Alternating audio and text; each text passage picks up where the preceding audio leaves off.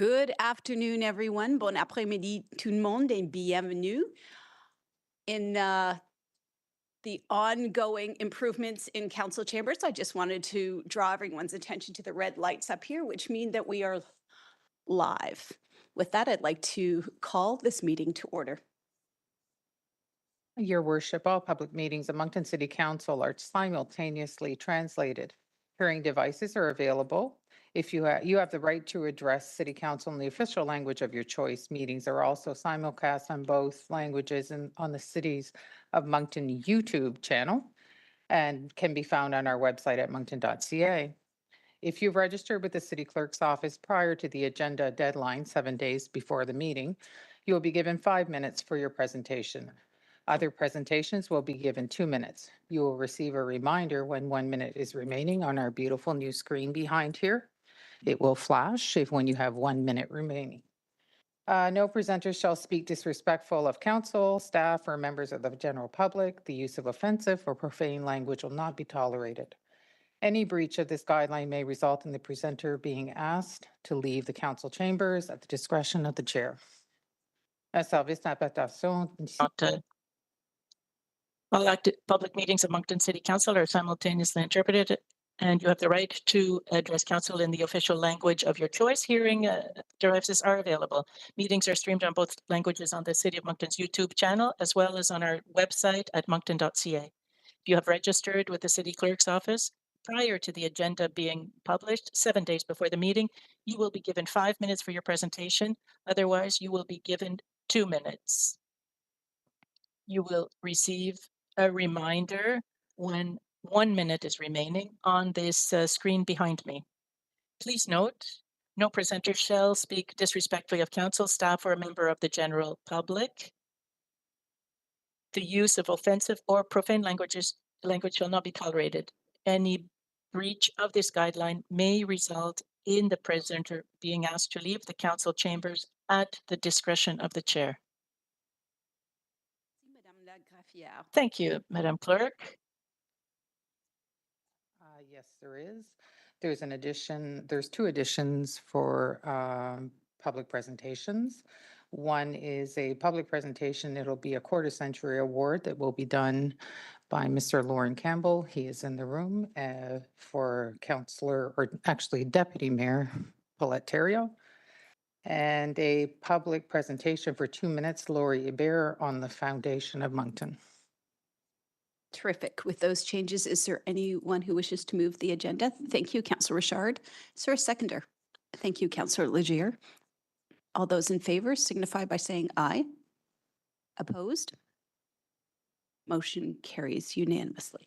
The next is conflict of interest et les déclarations des conflits d'intérêts. I do not see any. Thank you. There are no adoption of minutes or consent agendas. So first up will be our public presentations. And the first this evening is a public presentation from the Boys and Girls Club of Moncton, and Ashton Beardsworth, Executive Director, is here to give us a presentation.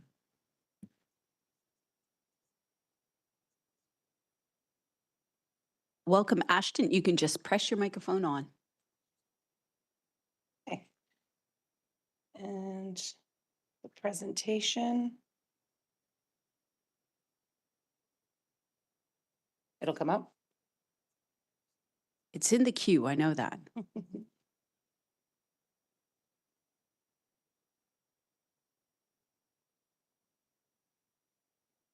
there it is.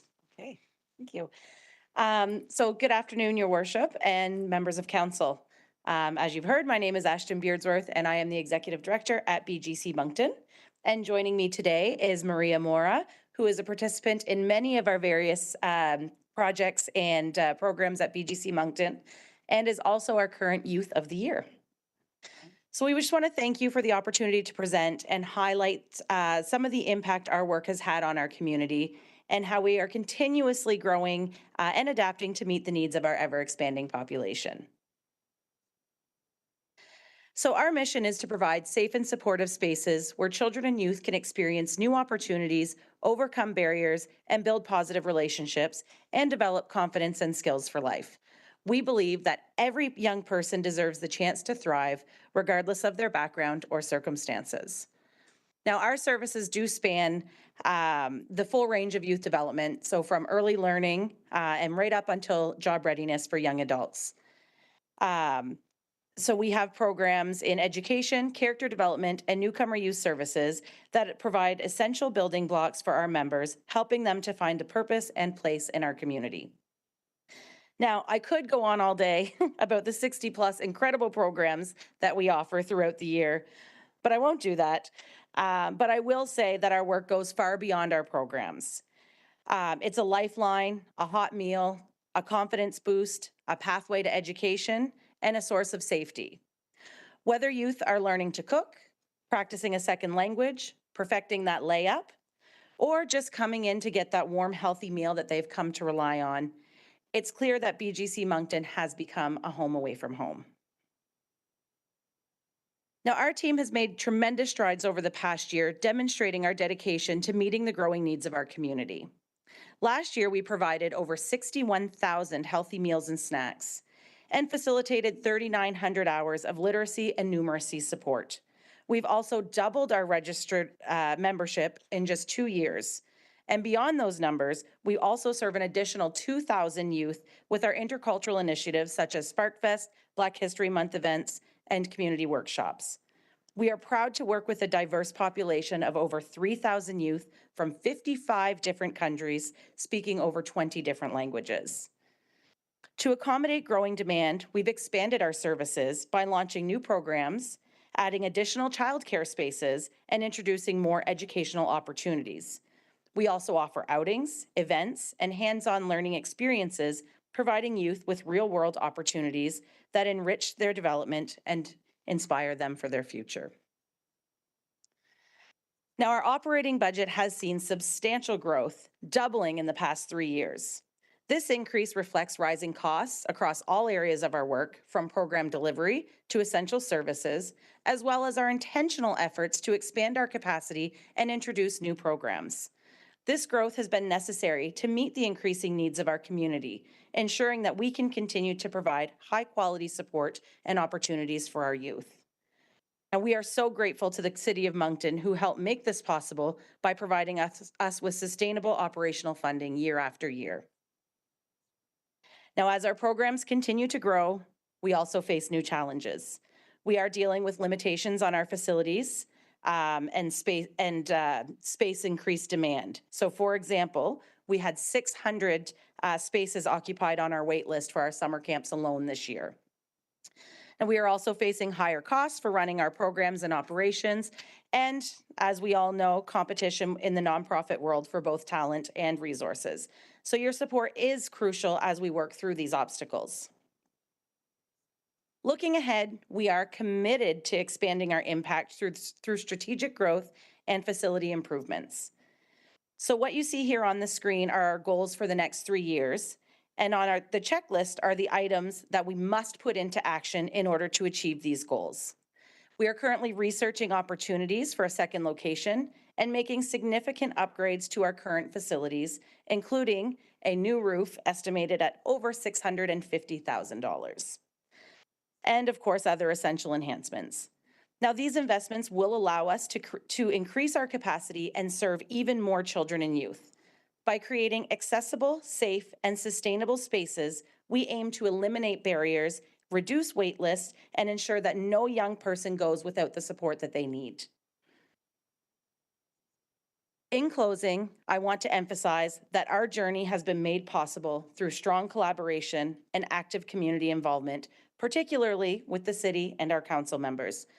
As our city continues to grow rapidly, working together is more important than ever to meet the needs of the evolving needs of our youth. Your support is instrumental in shaping a bright future for thousands of young people. Together, we can build a community where every child and youth feels valued, supported, and empowered. Thank you. Well, thank you very much, Ashton, for being here today. We really appreciate that. And is it Moira? Maria. Maria, thank you for being here as well. I don't see any questions for you. Oh, I do. Councillor Crossman, go ahead. Thank you, Your Worship. Ashton, thank you for being here and bringing a guest with you today.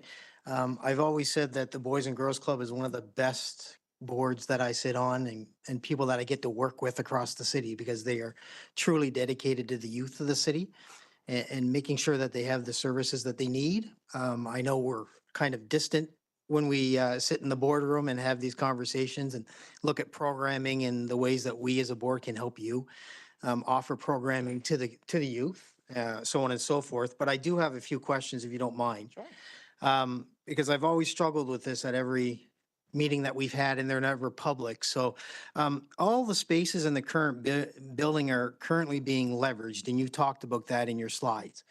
And how are you able to grow based on the amount of increases that we've seen in youth coming through the doors? Absolutely. We have had to get very creative with our building. In the last year, we've actually taken our storage space and put in windows and beautified it and made it a great space for youth.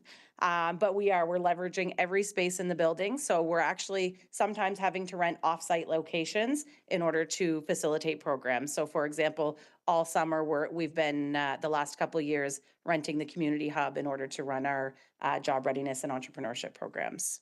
Okay, that was another question I had was the offsite facilities. Obviously, as Moncton continues to grow, I know that, the BGC purchased a bus and I know that we're drawing kids from all across Moncton. Are we looking at possible other locations throughout the city as well to grow pending staffing, obviously, and resources along that line? Yes, absolutely. So we're kind of in the research phase of that right now at looking what's out there, what's available, how we can partner.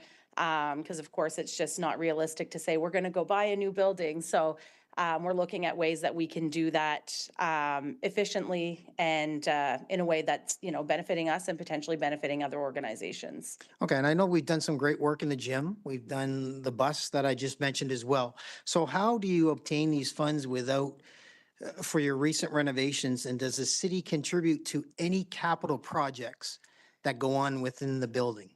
So we do receive operational funding from the city, but not for those capital projects. So those projects are made possible through fundraising. So it's community members who are stepping in to help fundraise for that, and as well as different grants, be it through provincial or federal government.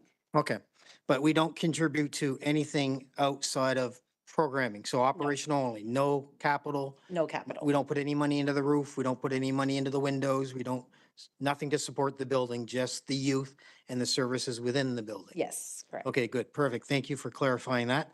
And have you managed to, I know that you've managed to increase your revenue to keep up, but how do you continue to increase based on current cost? Inflation is through the roof.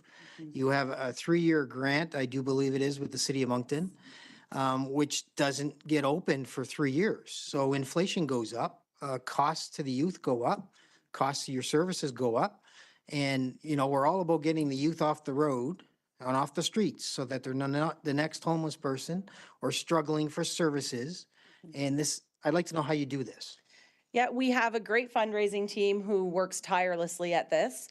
Unfortunately, a lot of the grants and funding are not offered multi-year. So it is hitting the road running every year to find funding, partnerships, corporate donors, and those start-stop funding streams, unfortunately. All right, my last question would be for the guest that you brought with us. If there's anything she would like to add to the conversation. You said she was the Youth of the Year. So if she may want to introduce herself and give us a little background on how she became involved with the BGC. And thank you, Worship. Hello, my name is Maria.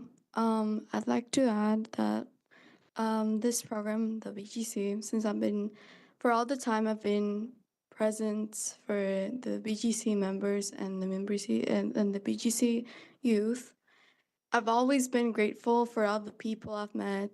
It's always been helpful. I always feel thankful with the club because I've met so many people and I've learned so many things in there. So it's really helped me in my life. Thank you. Thank you, Maria. Councillor Richard. Merci, Madame la Maire. Thank you, Ashton and Maria, for coming to see us today. And I'm gonna start with the last slide. I'm not sure if this was on purpose or not, but that last slide finished with youth that looked older, a bit older than the prior photos in the presentation. And to me, that showed exactly why we should be investing in our youth, and since they are our future leaders and decision makers. I smiled when we talk about BGC Moncton as the best kept secret. Since my first step into BGC Moncton, I've been telling people it's a hidden gem, and I'm not sure if gem is the proper status. I don't know if there's how high we can go. I think everyone in our city should be aware that programs at BGC Moncton actually offers to all age groups, plus the meals, the life lessons, the education. Third slide was a real eye opener. Diverse nationalities, cultures, programs, meals, and still all in the same building, as Councillor Rossman was mentioning. Doubling the members came with doubling costs, all maintain the same services to these deserving youth. I want to question you on snacks, meals on a regular basis. I saw that. How do you guys, with everything else that you're paying for, how do we feed these youth? Well, you know, it's a priority. So it's something that we have to make happen every year.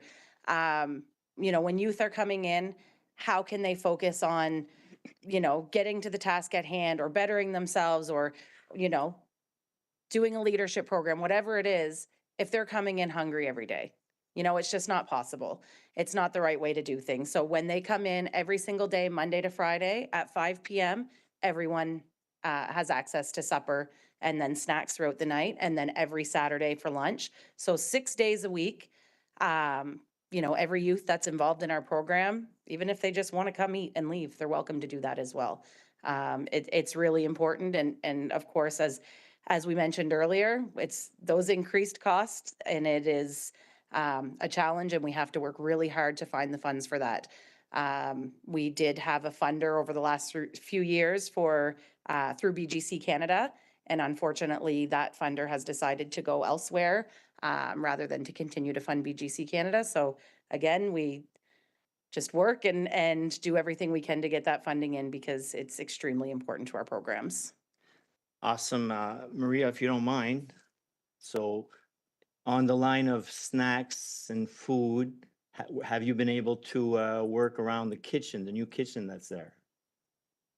Okay. For the kitchen, I feel like it's really neat. About for the times I've been there, it's not really often, but for the times I've been there in the kitchen, it's usually pretty clean and the meals are good. And I've seen the staff involved in the kitchen; they really enjoy doing these things. I've received like a couple of kitchen programs as well, so I really learn and enjoy the things. So with the new kitchen, I've heard a lot of great feedback about youth being able to learn and go through that. If you'd have to pick the program that touched you or affected you the most, which one would it be? That's putting you on the spot, eh? Sorry. Yes, I've been in countless programs. I've been to basically almost every of the programs recently. So I'd say the entrepreneur program is like the summer camp was really like it made me learn a lot, and I met a lot of good people. And also those are spaces that are like this program is called I Lead. It's like for like one's self well-being, and I really like that one program. Yeah. That's great. So many beautiful programs where our youth can learn so much. So thank you, everyone. Merci beaucoup. Thank you. Deputy Mayor Terrio. Merci, Madame la mairesse. Merci beaucoup pour la présentation. Thank you very much for your presentation. The work you do is really essential for our community and for the well-being of our community. I do have a question, but it's mostly for staff. Do we have an inventory of the groups that work with youth, and I'm thinking specifically of prevention. Do we know what we support as a city? What is our network of youth organizations? Thank you for your question. Yes, absolutely. We have a list of all the groups that we support, groups that help youth or other groups. It's something that we can share with council, of course. Yes, I think that would be important, especially since we're coming up to budget deliberations. It would be nice to know where we're putting our money to help our youth and the not so young people as well. Thank you. Hear both of you tonight. We really appreciate it. Merci Thank beaucoup. you. Our next presentation is a 2-minute presentation, and first up will be Lauren Campbell from Resergo Place. He is here to provide an award to Deputy Mayor Terrio.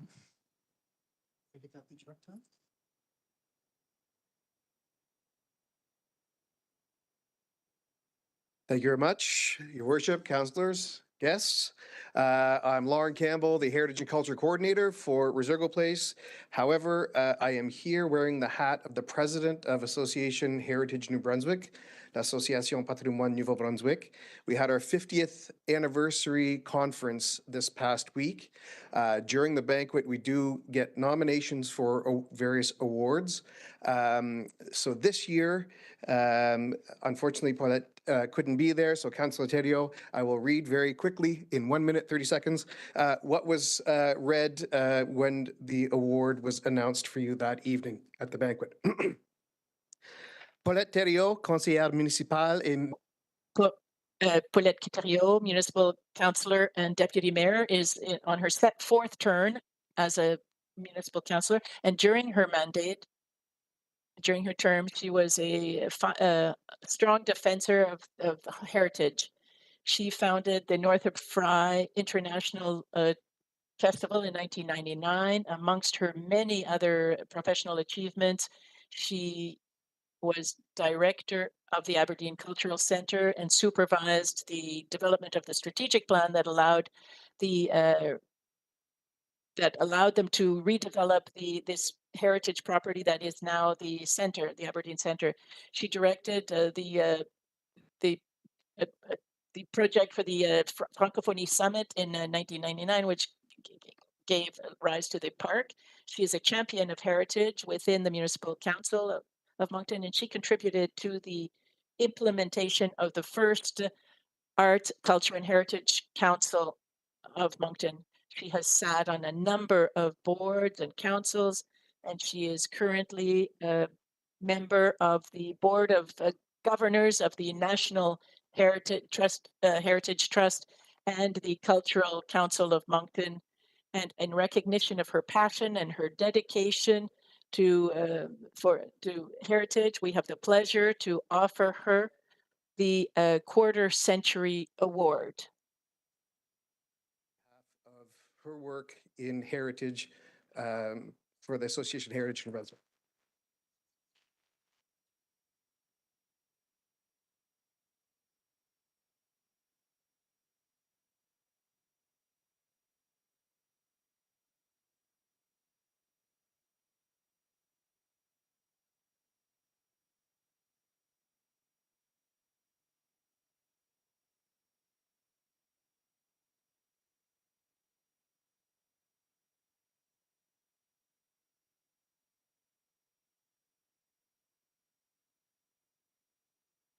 Just a quick addendum that that's a nominated award. I was the nominator, so I get to post nominate and present. It had to be seconded. It was seconded by Blaine Hogue, the chairman of the Heritage Board. Well, félicitations. It's so well deserved. Thank you. Our next 2-minute presentation is from Lodi Ibab, and he's here to speak on the foundation of Moncton.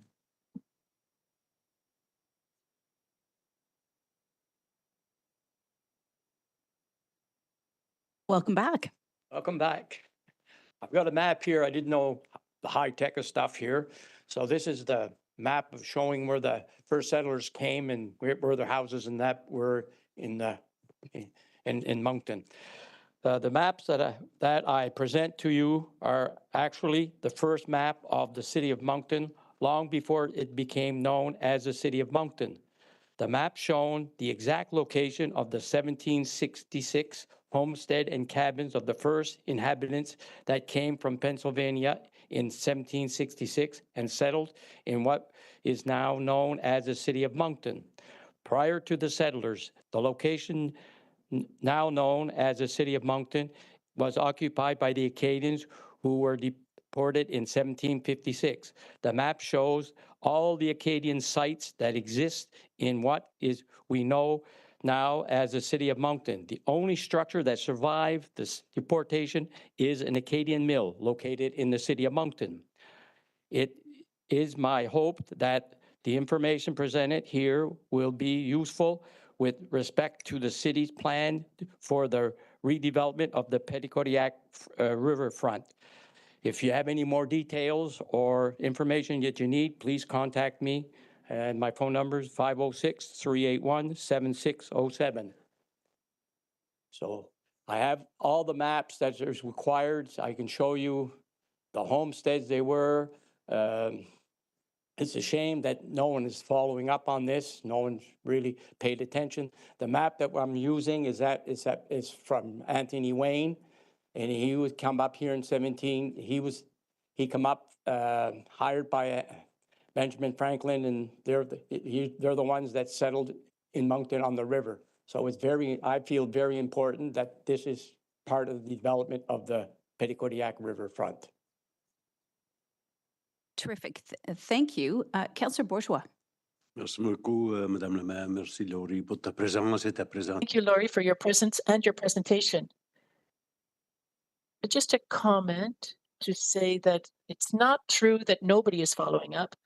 I know that Nation Prospère Acadie, which is the group that had asked for a plaque, was to honor Beausoleil Broussard, that was unveiled last week. They've been working on this kind of on a funding request to study how to go about to fully recognize and add value to all of these heritage Acadian buildings that still exist. Not very many of them have survived because many have burnt down since, but there is a following up. And there is Nation Prospère Acadie is working on a project currently. Found where Beausoleil Village was. I purchased the land, and in the last 6 years, I've been developing it. I found what I believe to be 3 homesteads on the site. I can show you all the Acadian sites where the Aboiteaux were. I can go from Hillsborough to Salisbury. I can show you every first house. I can show you all the first houses in Moncton. James Charter was first at the first one that's buried at the Free Meeting House. No one's really paid attention to James Charters. You'll find eventually that he was very important to the city. So I've been doing a lot of research on the Acadians. I've going to show you all the first houses after these settlers were in Moncton. James Charters was the first one to give a piece of land for a school. I found where I believe to be where the chapel was, the French chapel that was burnt in 1758. It was on the Petitcodiac road going to the Petitcodiac River. I don't believe that everybody's got that information, but if they do, well, if you feel that you have all the information, well, I'm just doing what I believe to be right. And here it shows exactly where these houses were. And if it interests you,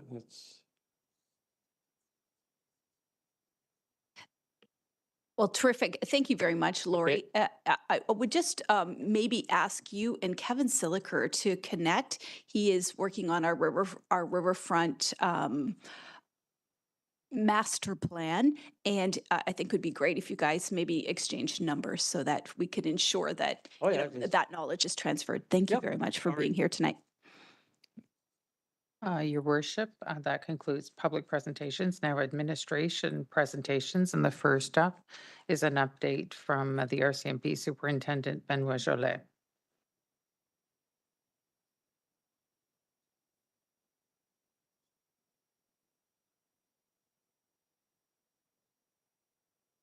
Welcome, Superintendent.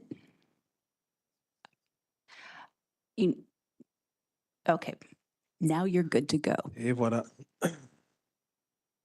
Good afternoon, Mayor Arnold, members of council, staff. First of all, félicitations, Madame la mairesse adjointe Thériault, pour la nomination ce soir. Congratulations, Your Worship, for your nomination this evening.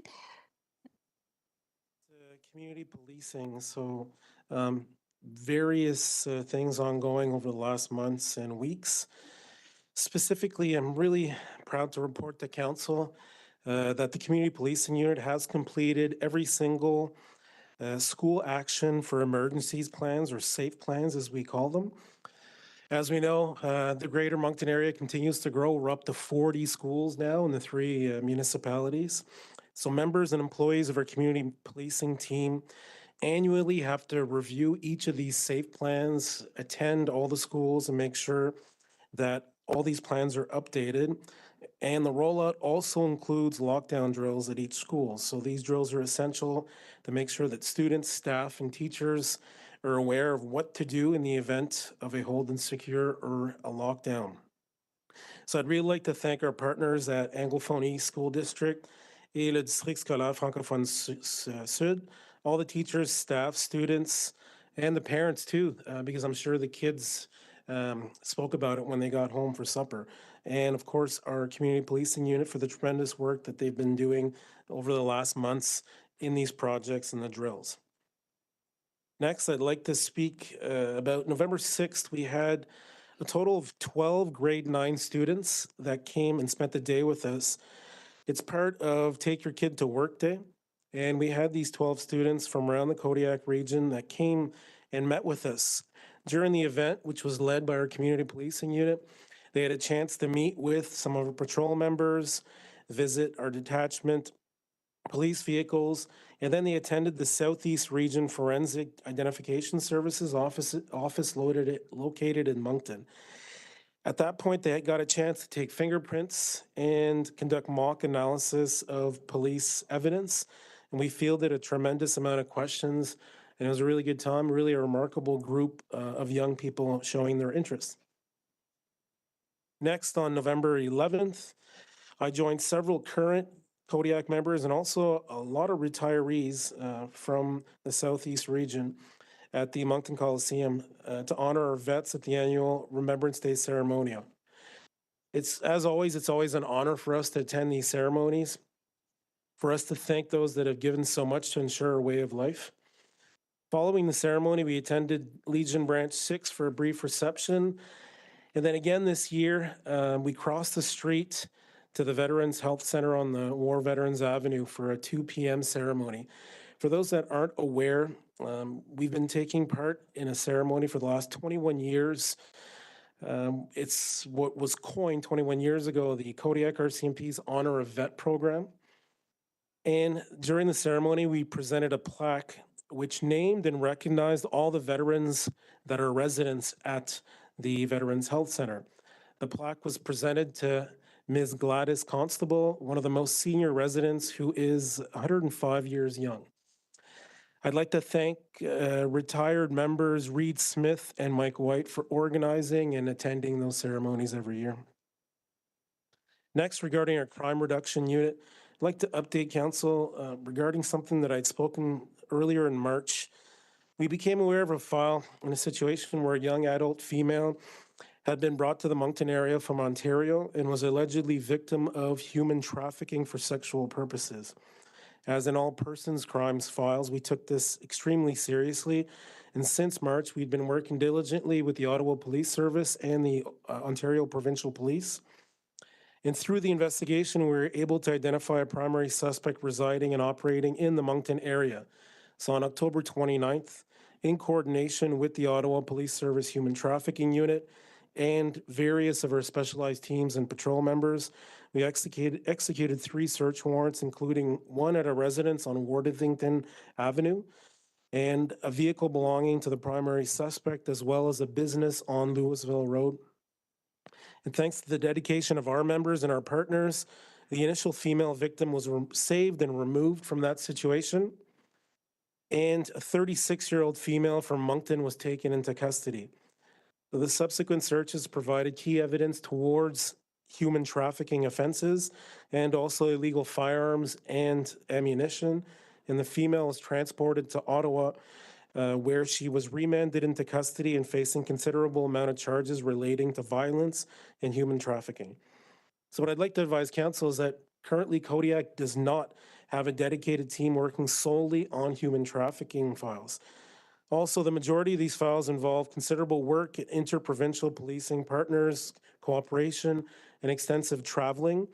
But despite this, as I've previously reported to council and in this report, we are not spared by these violent and manipulative offenses in the Kodiak area. We've seen a considerable increase in associated reports on human trafficking incidents in our area, and we will continue to pivot our resources on these complex files to ensure safety of all residents and specifically the victims that are involved. As another update regarding another file that took considerable effort, this dates all the way back to June of 2023, where we received a report of a sexual assault that occurred about 10 years ago in the Moncton area. Through the subsequent investigation, we were able to determine that an individual had used nauseous substances to render a victim unconscious prior to the assault. At that time, we had executed search warrants at 2 locations in the greater Moncton area, and a 36-year-old man was arrested and taken into custody. Fast forward over the last year and a half, we identified multiple other victims and that the individual had in fact been operating in the greater Moncton area and also in the greater Edmundston area over the last 13 years. So in March of this year, the man returned to court to face additional charges, and then a week later ended up pleading guilty to several charges, including sexual assault, other violent offenses, and issuing a nauseous substance. And 2 weeks ago, on November 4th, the man that was originally charged, now 37 years old, was sentenced at Moncton Provincial Court to a 16-year prison sentence for the extremely complicated and voluminous investigation. He was also ordered to register for the National Sex Offender Registry in various conditions at the point of release in 16 years or less. So I'm extremely proud of the team that was working on this file. Our entire general investigation section were working on this investigation. And what I'd like to advise the public is that if anyone's been victim of a sexual assault or any kind of sexual violence, that regardless of when it occurred, they can make a complaint at any time. If you're a victim of a sexual offense, please call us. Come see us. We will listen, we'll take your complaint seriously, and we will definitely act. Finally, regarding our patrol section, due to the diligent work of our team and also our investigators, we saw a very busy summer month, and through the work of our analysts in identifying who's causing the most harm in our community, 15 of our most habitual offenders who are responsible for a significant amount of calls for service regarding property crime, associated violent acts against persons are currently incarcerated. And these are offenses ranging from vehicle thefts, break-and-enters, and other thefts. The majority of these 15 offenders, however, will be released in the new year. But our team is going to continue to put pressure in these files, in these investigations, and keep track of these individuals through our criminal analysts so we can ensure that we can focus our resources on the individuals who are causing the most harm in our community. Next, with the holiday season coming, I'd like to remind all residents that the dangers of driving while impaired. Our patrol members are going to be out in the weeks to come and doing impaired driving blitzes. It's always fun to get together, family, friends, and coworkers, but everyone has a part in ensuring that we all get home safely. So have fun, but please make smart decisions and have a plan. On a similar note, this time of year, we always see an influx in the Greater Moncton area in hotels, whether it be sporting events, concerts, tournaments, people that are here from across the province here for shopping. Again, a reminder to keep your valuables where they're safe and not visible in the back seat of a vehicle at a hotel, and keep your doors locked.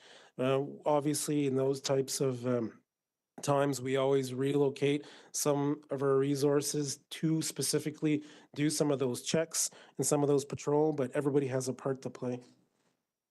And finally, I'd like to thank the organizing committee of the Royale Santa Claus Parade, myself and members of the Kodiak RCMP and other areas of New Brunswick RCMP will be here this Saturday, November 23rd at 5 p.m.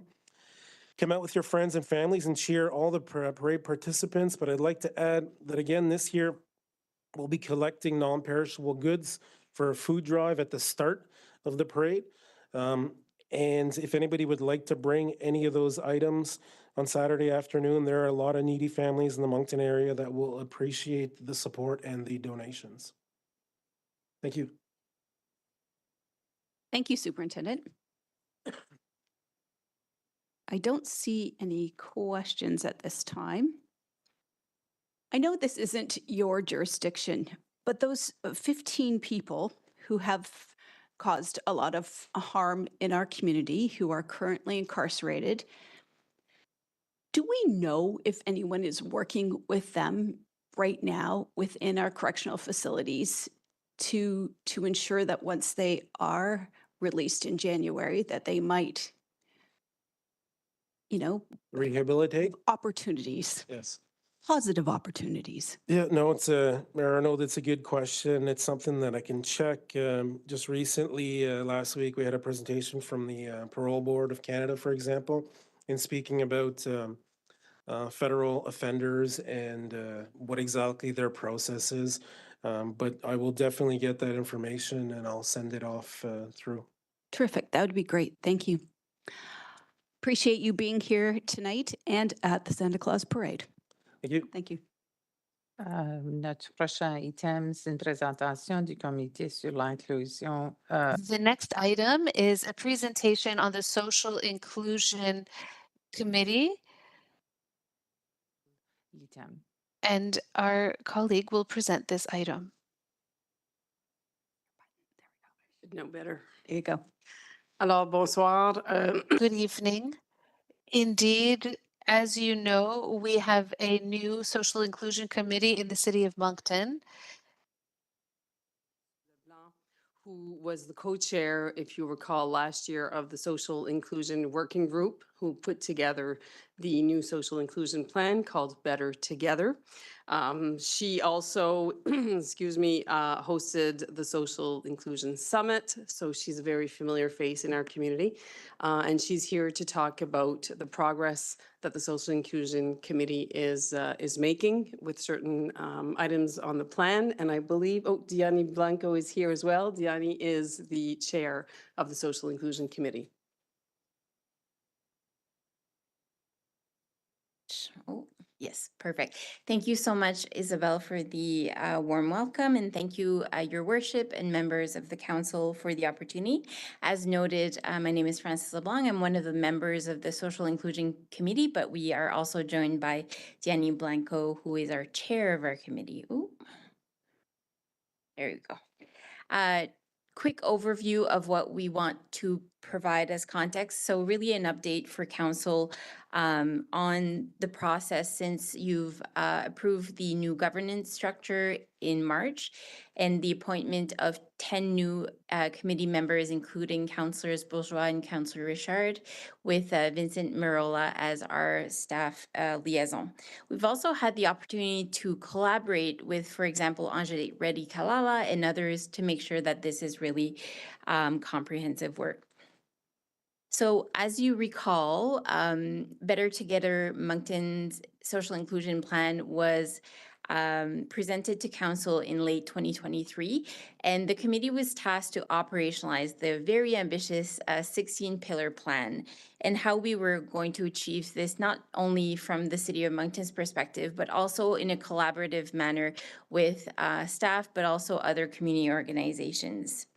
So we started by differentiating the different levels of responsibilities within the plan, and then went through a robust, I'm going to get it right eventually, a robust prioritization exercise. So we started as a committee to look at the different pillars. We also looked at different activities and making sure that we were prioritizing based on urgency, and also maybe those low-hanging fruits that were quicker to implement. And then building consensus within the committee that led us to develop a action plan. What we also wanted to do is making sure that we had the right foundational elements in place. So we used our friend AI to help in determining the interrelationship between different elements, and found that, in fact, data and coordination were the first foundational pillar. We needed robust data to be able to build on to then meet inclusion and access, community engagement, and transparency, and collaboration and support. So the following slide is a condensed version of our action plan, or key priorities moving forward for the next few months, and then we will build on those. Those include hosting an annual summit and workshop, which I'll talk about briefly. We also want to do public awareness campaigns on key topics impacting social inclusion in the City of Moncton, building neighborhood profiles, so that data point that would allow us to better understand the areas of need, and then building programs or recommended programs, ensuring more access, multilingual access to signage, building capacity within the non-for-profit sector, and that will largely be done also with the Regional Service Commission, who's also doing some important work. Looking at microgrant program for multicultural or integrative activities, as well as intergenerational dialogues between youth and seniors and others in our city, as well as expanding community engagement. And then quarterly presentation to council on different topics, looking at permanent resident voting and affordable internet plans.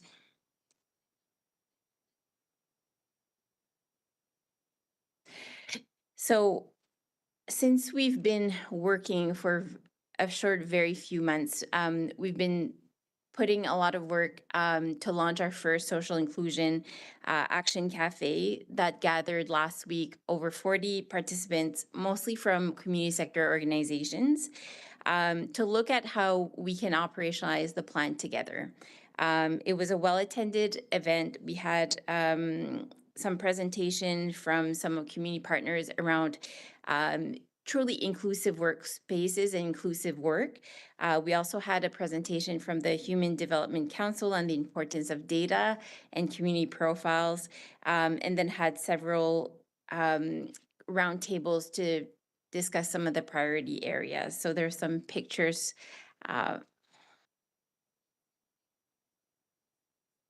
Just a really quick overview, the committee really wants to make sure, obviously, it's accountable to council. So we did develop a proposed budget for the initial allocation of funds that was granted to the committee this year. We hope that our work will also generate more support for upcoming years to make sure that the plan can be really operationalized to the full of its capacity. But certainly we're working really closely with community partners to be to make sure that we can amplify those resources as well. And finally, as mentioned, the plan is quite ambitious. So our committee will be working in subcommittees to make sure we can move some of the items forward, which will also include community partners as part of the subcommittee. So making sure we have the right people at the table, focusing on an action plan for 2025, and really increasing our engagement with community partners, staff, and other entities as needed. So if there's any questions, would be happy to entertain. Terrific. Thank you very much. Councillor Bourgeois. Merci beaucoup, Madame la Maire. Merci beaucoup, Franck. Thank you very much, Your Worship. It's not a question, it's a comment. I am so proud to sit on this committee.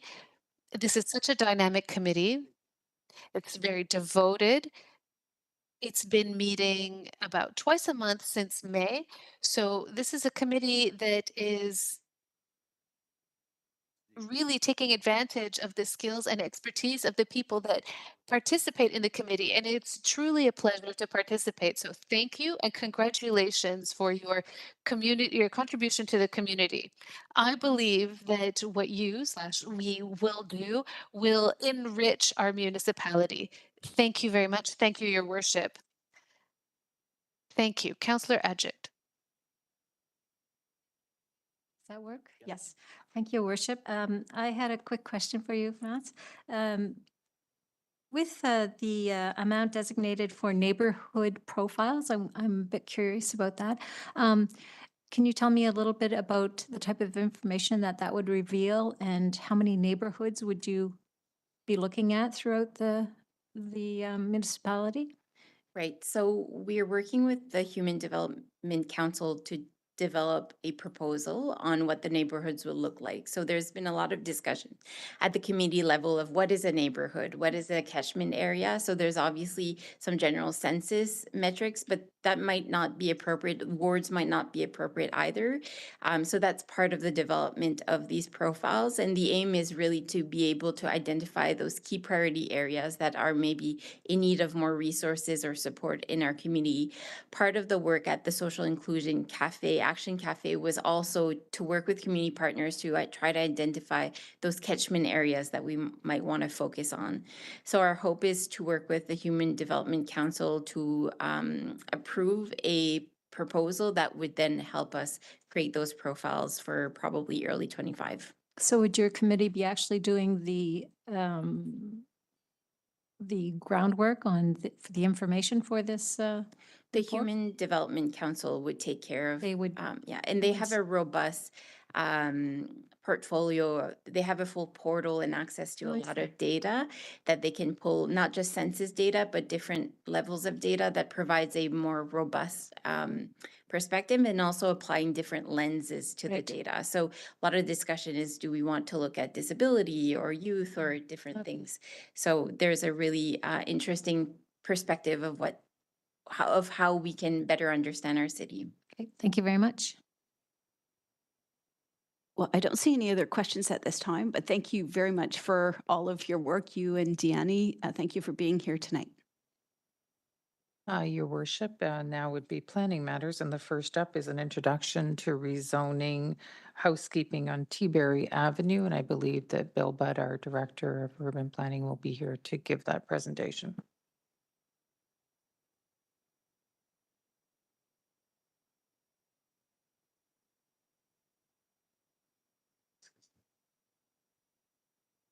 Bill, I just need you to press your microphone. There you go. Good evening, Your Worship and Council. I'm going to be introducing a kind of a housekeeping amendment to the zoning bylaw. And it's essentially, there's two properties that we're looking to swap zoning. One property will have residential zoning. We're looking to put parkland on that. And the parkland zone, we're looking to put residential. It involves rezoning a portion of 197 and 199 Teaberry Avenue from P1 community use to R2 two-unit dwelling, and part of another PID from R2 two-unit dwelling to P1 community use. So the property is located in Ward 3.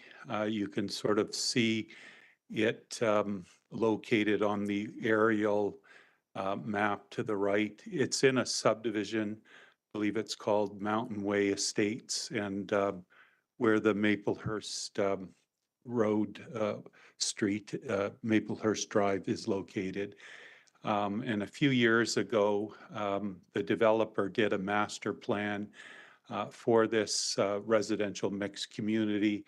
And there was an overall objective of getting a trail walkway system connected to the north west trail system.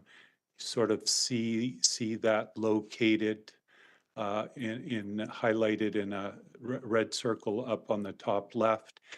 And what's being proposed is just shifting it slightly to accommodate a more efficient layout of building lots in this subdivision. So it's just shifting a few meters.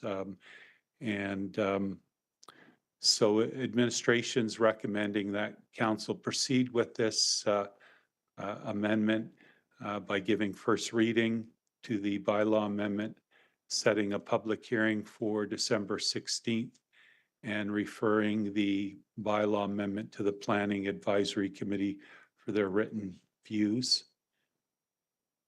And if this proceeds, the next steps would entail the Planning Advisory Committee dealing with this at their November 27th meeting, and future public hearings, public hearing on this on December 16th. So with that, I would turn it back to you, Your Worship. Terrific. Thank you. I'm wondering if there's someone who wishes to move this. Councillor Butler, is there a seconder? Councillor Steves, I would ask that you press the buttons. Terrific. Thank you. Are there any questions? Go ahead, Councillor Steves. All right. Thank you, Bill. So in regards to the parkland, which is going to be just a little trail from the Northwest Trail into T-Berry Street, I'm just wondering, is there any allocation to put in some trees along that small little path there? Or could there be? I mean, that would be up to the Parks Department. Their objective usually is to create a kind of a green landscaped trail system, a trail and kind of trees in that right away when they're ready to do that. So I don't know if we have anyone from Parks that can comment on that, but Maybe if they can just make note of that and then come back to us on that. I know there's other little similar trails that we plant some trees and things like that.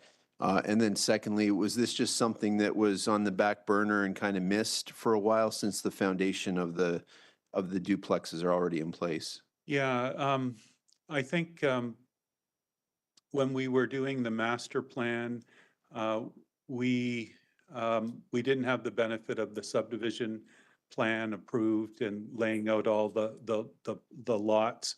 And so we pre-zoned where we thought the land for public purposes would go.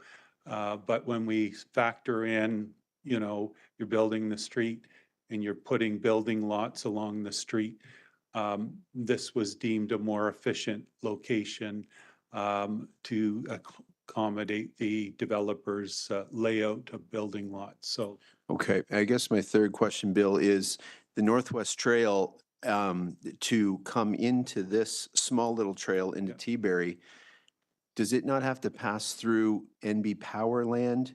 We've had that conversation before about how they come in and they chop everything down. We're always told, or residents are always told, that NB Power owns that land. So is there any permission that needs to be given for us to cross? I don't believe so. I mean, this plan was all circulated to MB Power when the subdivision was created, so it should be all good. So we're good to just Yep. go through there. Okay. Thank you. Those are my three questions. Terrific. I don't see any, excuse me, I don't see any other questions. I think we can move to the vote. I would ask everyone to register their vote.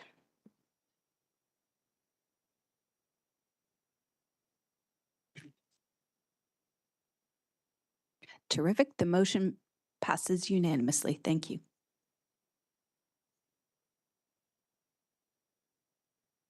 Our next would be a public hearing, rezoning and municipal plan amendment 224 Killam Drive. And council will note in their package that there were some letters of support. And Dylan is here. Dylan Geldert is here to do the presentation. Wonderful. Thank you, everyone. Wait for the presentation. Yep. So the next item is going to be the public hearing for a rezoning and municipal plan amendment on 224 Killam Drive. So the applicant, Islamic Society of New Brunswick, which is a local nonprofit organization, is proposing to construct a new mosque and community center on Killam Drive. And from a planning perspective, there are two applications that require council approval. One is to change the zoning from industrial to suburban commercial, but we're also looking at a municipal plan amendment to change the land use designation from industrial to mixed use centers and corridors. So if approved, these are the two amendments that I'm speaking to. So the left one would show that the zoning change, where the right map would show the land use designation change within the municipal plan. So the property can be found in Ward 2, generally located between the Moncton Coliseum to the west, the Collishaw Roundabout to the east, as well as the CN Ball Fields and Sportsplex to the south.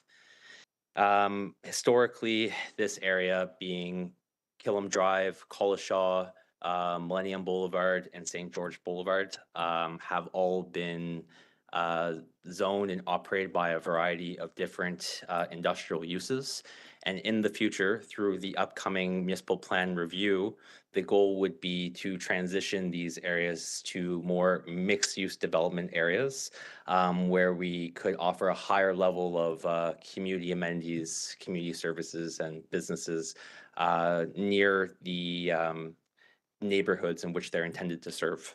So this project would represent the first, I guess, project towards that vision.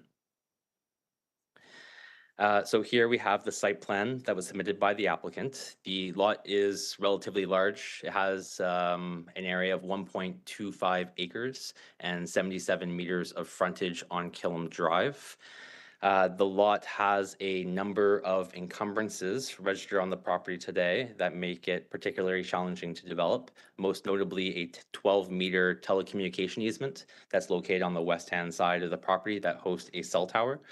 So that easement is being respected through this development, but there are also a number of city-owned storm and sewer pipes that run through the property that, again, have ultimately influenced the layout of the site that we have here today. So here we have the development proposal. The building will be limited to 1 story in height and have a total gross floor area of 850 square meters. According to the standards of the National Building Code, I'm told that can accommodate approximately 154 people in the building at any given time. As is required with most rezoning applications, a traffic impact study was submitted and reviewed by the city's transportation engineer. The purpose of that study was twofold. It was to estimate how much additional vehicle trips would be generated by this development, and then determine if there are any impacts to the adjacent street network. Overall, based on the results of the study, it was observed that the mosque will basically have no significant impacts to traffic operations within the study area. So the peak period for the mosque will be Friday afternoons, a day in which is a sacred day for worship within the Muslim community, and is when you'll see the highest volume of users accessing the site. So during Fridays, it's estimated that 214 new trips would be generated by this development between 1 p.m. and 2 p.m. on Friday afternoons. While that may seem like a lot of trips that are being generated in an area that's already seeing high levels of traffic, the peak period of the mosque does not align with the peak period of Killam Drive or the Collishaw Roundabout, which typically occurs between 4 and 5 p.m. on weekdays when people are getting off of work. In fact, during the time that the mosque will be seeing the highest amount of users accessing the site, the roundabout is only at seeing 73% of the vehicles it will normally see later on in the day. The traffic study also explored parking demand. So based on the proposed plans, 58 surface parking spaces are available, which is enough to accommodate prayer sessions Monday through Sunday, with the exception of that Friday afternoon period. On that Friday afternoon period, it's expected that users will make use of existing on-street parking in the neighborhood to the north or use public transportation. To help facilitate the movement of people from north of Killam Drive to the site, the city will be installing a rapid flash crosswalk at the driveway entrance, similar to the photo that's shown here. And it's expected that 50% of that cost will be contributed by the developer for the mosque. And this will not only benefit, users of the mosque, but also people within the residential neighborhood who are looking to access city amenities such as the ball fields or Centennial Park to the south of this development. During the public presentation in October, administration was also asked to consider the merits of disposing a portion of land that's highlighted here in red to be used for additional parking for this development. So this would have been reviewed by the city's development review committee. And at this time, we do not recommend disposing of the land, but rather retaining it for future purposes. And this is again because religious institutions traditionally have these very peaky hours compared to other types of commercial and residential uses. And it's expected that this parking lot that they're showing here today with the 58 spaces is enough to accommodate their parking needs and demands for 95% of the time. So on Mondays, Tuesdays, Wednesdays, Thursdays, Fridays, Saturdays, and Sundays, there's 5 prayers each day. And there's only expected to be 5 to 10 families that will be visiting this site on most prayer sessions, with the exception of that Friday afternoon session, whereby there are other parking facilities available in the area. And the applicant has also committed to, on those Friday afternoons, if the demand for parking is too much, that they'd be looking, there's opportunities to separate and have 2 separate prayer sessions on those Friday afternoons. And this is also articulated within the traffic impact study as well. So today, administration are recommending that Moncton City Council approve the zoning bylaw amendment and municipal plan amendment, subject to a resolution with the conditions that are listed here and were part of council's package. I'll just leave them here, but I'd be happy to go over each one individually if necessary. Thank you. Terrific. Thank you, Dylan. So we are in a public hearing at this time. I would ask if the developer or applicant, are they in the room? And and if you wish to speak, if there's something that Dylan maybe didn't cover off on that you would like to add at this time, the microphone is yours if you wish to speak. No? Okay, terrific. Thank you very much. I don't believe there are any objections to this, but I would ask if there are any in the room. Right, I don't see any. At this time, I would ask if councillors have any questions. And first up is Councillor Bourgeois.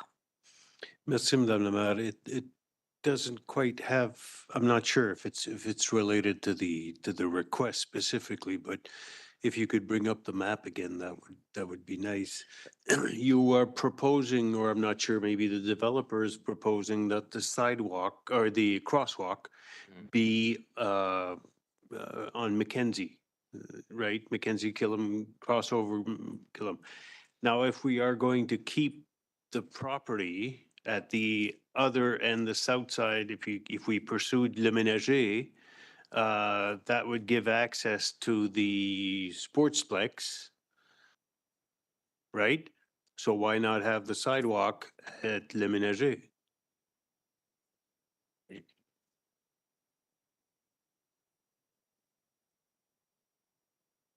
Thank you, Your Worship, through to Councillor Bourgeois. So essentially, the crosswalk once implemented, will only serve the mosque for now because there is no sidewalk on the south side of Killam Drive today. But we still feel that it's important to have a crosswalk there for the demand. Eventually, the goal would be to have sidewalks on that south side. So at that point, it doesn't really matter that much where the crosswalk is, as long as there would be sidewalk that would connect on the south side of Killam Drive. So the point being that if we put the crosswalk right at Le Ménager, it's also an option, but for the time being, it would not serve the mosque to its full potential because it lines up much better with Mackenzie when you look at the development itself. Je comprends. Mais, comme je dis, dans la Yes, but as I said, if we're looking at the lot, let's say that Le Ménager continues on, it would probably be a trail rather than a road, no? So everybody who lives close to Ayer to the west will have to go 1 block further on foot. But and then they'll be able to cross over and go into the park. But they could go to the park just by crossing Killam and that lot would get to the park. But otherwise, they have to go all the way to the roundabout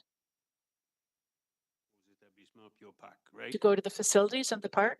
But if it were here, at least it would be a shortcut. It would, why? But if they have to go, they'd have to go a block further and then come back an extra block if there's a sidewalk eventually. So it'd be much easier just to put the crosswalk. It would be more efficient for people. Maybe it doesn't make much of a difference for the members of the congregation, whether it's on Le Ménager or Mackenzie. They're going to park on one of these streets and, or neighboring streets. But they're going to have to come back onto the sidewalk in order to cross over. And so it wouldn't make much of a difference if it's Mackenzie or Le Ménager. But for the residents, those who might want to go to the mosque. Well, yeah, but the mosque is going to be in front of Mackenzie. Is that right? Yeah, it's really close to Mackenzie. So most of the on-street parking that is mentioned in the report will be on Mackenzie Street and eastward. So if we could see the map, if we could zoom out of the map, we would see that La Ménager and Jordan, Jordan is a crescent, so there's fewer opportunities to park there. So most people who are parking on the street will be on Mackenzie or this way eastward. So the same logic applies here. If the crosswalk is at Le Ménager, then we force people to make a little bit of a detour to come back to the mosque. So currently, the development that we're seeing here is of the mosque and not the trail that might be developed in the future. Well, yeah, that's why I said at the beginning that it might not be related, but you've included it in your presentation. So that was my only comment. Thank you. Thank you. That's fine. Thank you, Your Worship. See any other questions at this time? I would, anything that the proponents, any last minute, anything you'd like to add? No? Okay, I will declare this public here. Oh, I'm sorry, Councillor Leger, you have a question? Do you have a question? I do. Just a quick question regarding, so currently, am I incorrect in thinking that this mosque may replace an existing worship area that you have in the city as well? Could you do you mind going to the microphone? Thank you. And are they two separate entities? Sorry, thank you so much. My name is Muhammad Kashif Siddiq and I am the president of this local chapter in Moncton. Actually, this is the addition of the existing masajid, what we are having in Moncton. So right now, what is the load we are having in other masajid?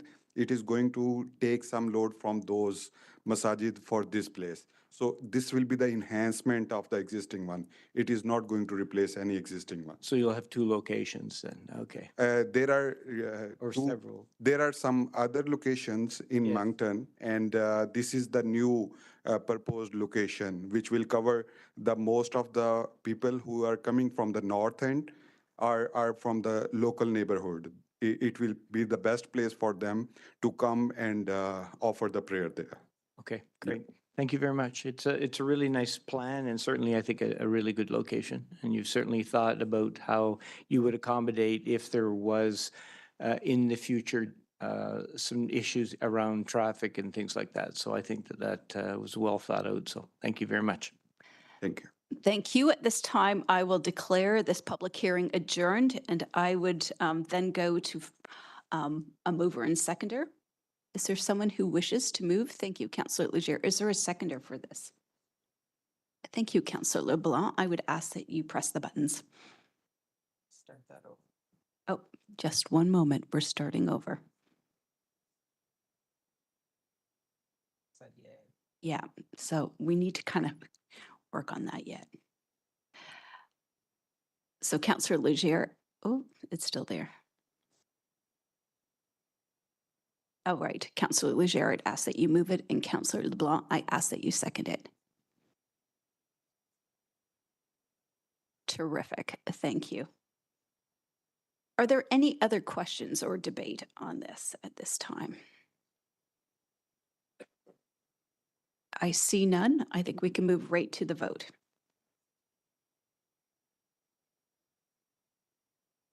I'd ask that you indicate on your screen how you wish to vote.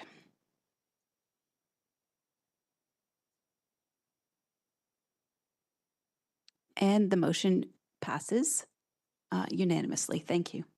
Everyone. The next item, c'est lotissement provisoire, vente. Tentative subdivision for Vaughan Industries, cash in lieu. Presentation.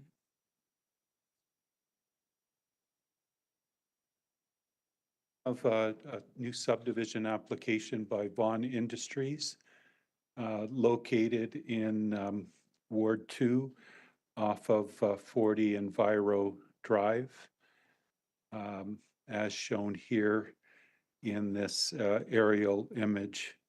And the purpose of the subdivision plan is to create a new lot 24 for future building purposes. And land for public purpose is not required for this, and the city is requiring cash in lieu payment for this lot. And the recommendation is to require cash in lieu of land for public purposes in the amount of $25,787.83 for this subdivision. So with that, I would turn it back to you, Your Worship. Thank you very much, Bill. Is there somebody who wishes to move this recommendation? Thank you very much, Councillor Kingston. I ask that you move it. Is there a seconder for this? Thank you, Councillor Richard. I'd ask that you indicate that on your screen. Terrific. Thank you. Are there any questions? I don't see any. I think we can go to the vote.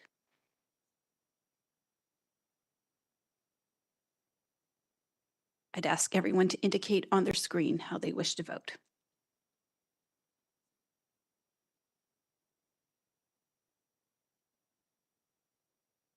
Councillor Butler is not present for the vote.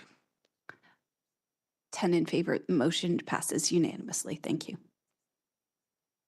The next item is a tentative subdivision again. ALT Go C Commercial Properties. It's cash in lieu, and I believe again, Mr. Budd is here. Yes, a very similar application. It's located in Ward 1, as shown here, off Caledonia Road. And the proposal is to create a building lot 24-1 for future building purposes, and to create lot 24-2 to accommodate the existing conditions of the property. And this is the subdivision plan. And the city's not requiring land for public purposes and is recommending cash in lieu payment of $19,732 for this application. So with that, I would turn it back to you, Your Worship. Thank you, Bill. Is there someone who wishes to move this recommendation? Councillor or Deputy Mayor Terrio, do you wish to move it? Thank you. I'd ask that you indicate that on your screen, and seconded by, is there anyone who wishes to second it? Thank you, Councillor Crossman. Any questions? Councillor Crossman, go ahead. Thank you, Your Worship. Bill, thanks for the presentation. My only question is, being so close to the Irishtown Nature Park, do we have any protection that we're going to be giving the park by doing this today? Because it's extremely close, as we know, and we're trying to protect that park and enlarge that park for better services. So could you maybe enlighten me on this? If I don't know if we can go back to the aerial image. The park is protected by a certain parkland zoning. The property that we're talking about is industrial. But there are setbacks from the side property lines, the rear. So it would follow what the zoning allows in this location. Okay, I'm just concerned about what we're seeing at McAleese and Yeah. Coombe Street and how those areas are industrial and how they're impeding on residential zones, I'm going to call it, and so close to the Humphrey Brook Trail. So I just want to make sure that we all understand that, you know, what happens at one end, we can't see it happening somewhere else within the ward. Yeah. I mean, there are building setbacks and standards in the bylaw that will help mitigate that. As long as I'm assured that, that's great. And, you know, some way we can communicate that would be even better. So, and thank you, Your Worship. Thank you. I do not see any other questions at this time. I'd ask that you indicate on your screen how you wish to vote.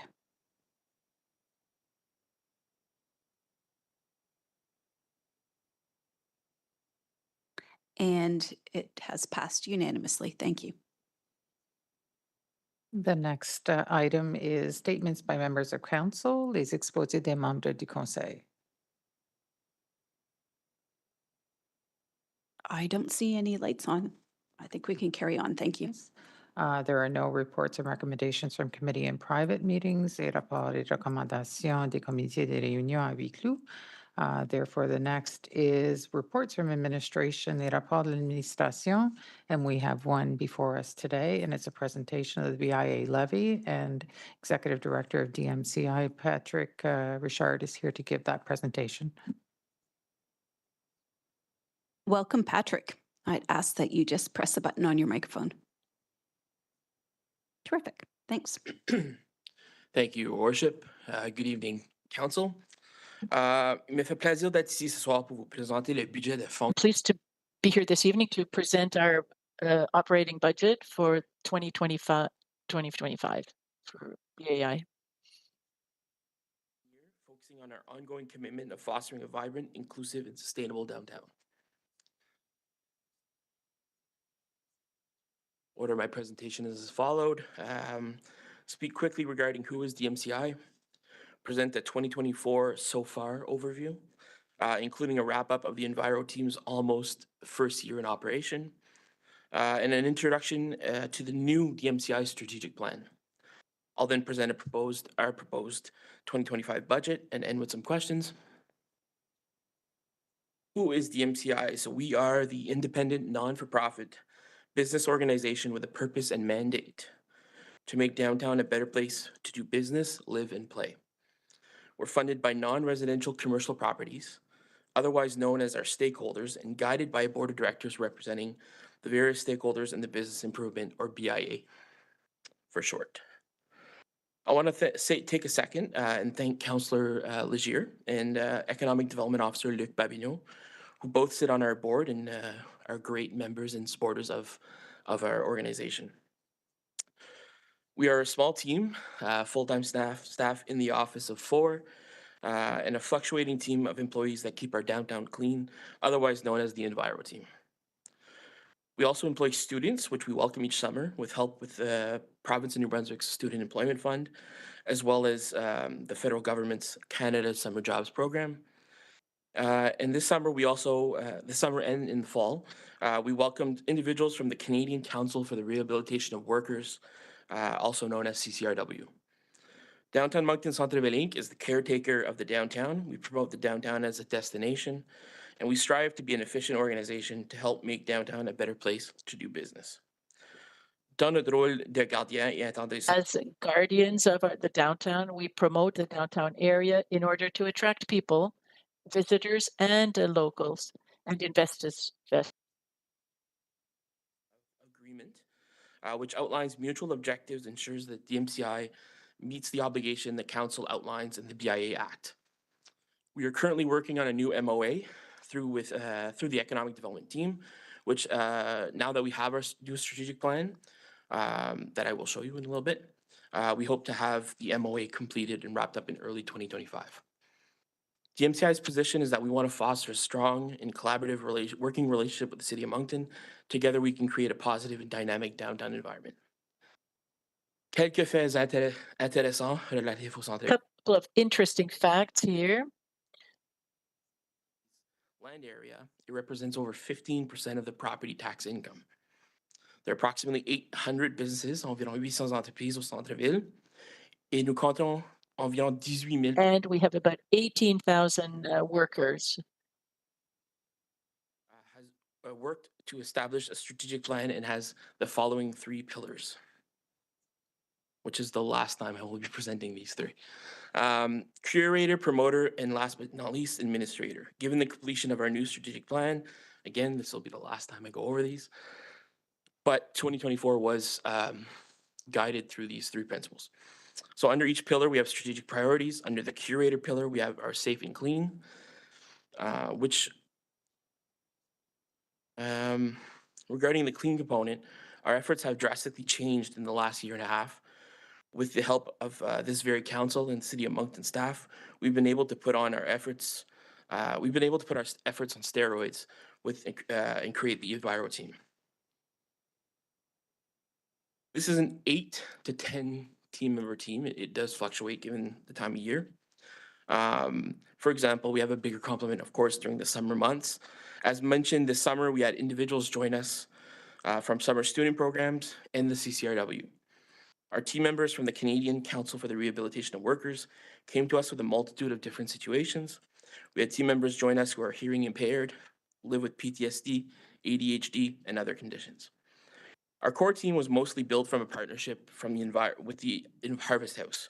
4 of our team members were, I say were, clients of the Harvest House when they began working for DMCI.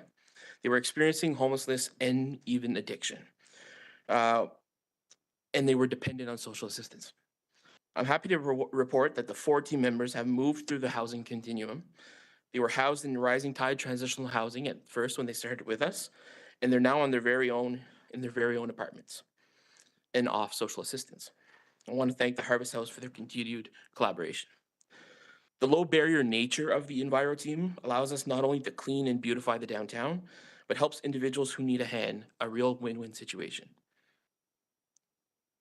Voici les statistiques sur la... Here you see a few statistics on the first year of the Enviro team and the waste collected. More than 160,000 pounds of waste were collected from fridges, from garbage bags, construction material, you name it, we found it. And that doesn't include shopping carts. Brought to our facility outside the BIA is then sorted for recyclables and then discarded properly. To put these numbers in context, 160,000 pounds of garbage, which is the reading directly off of the Faro weighing mechanism, should really conservatively read 190,000, as these numbers stop at October 31st. 190,000 pounds of waste removed from the streets of downtown Moncton. This is more than 16,000 pounds a month and more than 500 pounds daily. Prior to the Enviro team, we had a 6-yard dumpster. I've learned a lot about dumpsters in the last year and a half. That was flipped maybe twice a month. We now flip 2 8-yard dumpsters every 2 days to keep up. Here's the level of service requests by month that we receive. You'll notice here there's no data for January or February and very little for March. We were forced to switch reporting apps. Our former app was discontinued, so we switched to a landscaping job app to track our calls, service requests, and cleanups. We take before and after pictures of each service call. 1,100, almost 1,200 requests for cleanup in the BIA in 7 months. Extrapolate that over maybe 12 months, we're closer to maybe 2,000. This works out on average to about 5 calls a day, above and beyond our 45-point checklist of our hotspots that we clean daily. This list include the 3 downtown shelters, Ensemble, the churches, the parking garage, certain parking lots, and other trouble areas. With the dramatic increase in the social issues in the downtown, our calls have gone up quite a bit. We also receive 1 to 2 calls a day from bylaw, sometimes more. And this is the breakdown of the callers. So almost 50% of callers are BIA business, 7% from citizens, 36% from bylaw, 4% from the churches, and 3% from frontline agencies. These are the numbers for the Enviro team for year 1. So this is for 10 months. Over 11,000 hours from the team put into this work. Almost 250 shopping carts picked up. More than 1,600 needles, 44 bikes, 25 large-scale graffiti removals, and as I mentioned earlier, 160,000 pounds of waste. Keep in mind these stats are missing November and December. Thank you again for your support on the Enviro team. We can't wait to see how we can continue to grow this program in 2025. Under the curator pillar, we also have our downtown Moncton installations. We have the bike racks, our park benches along Main Street in St. George, and our poster collars that minimize the spread of posters all over our private businesses.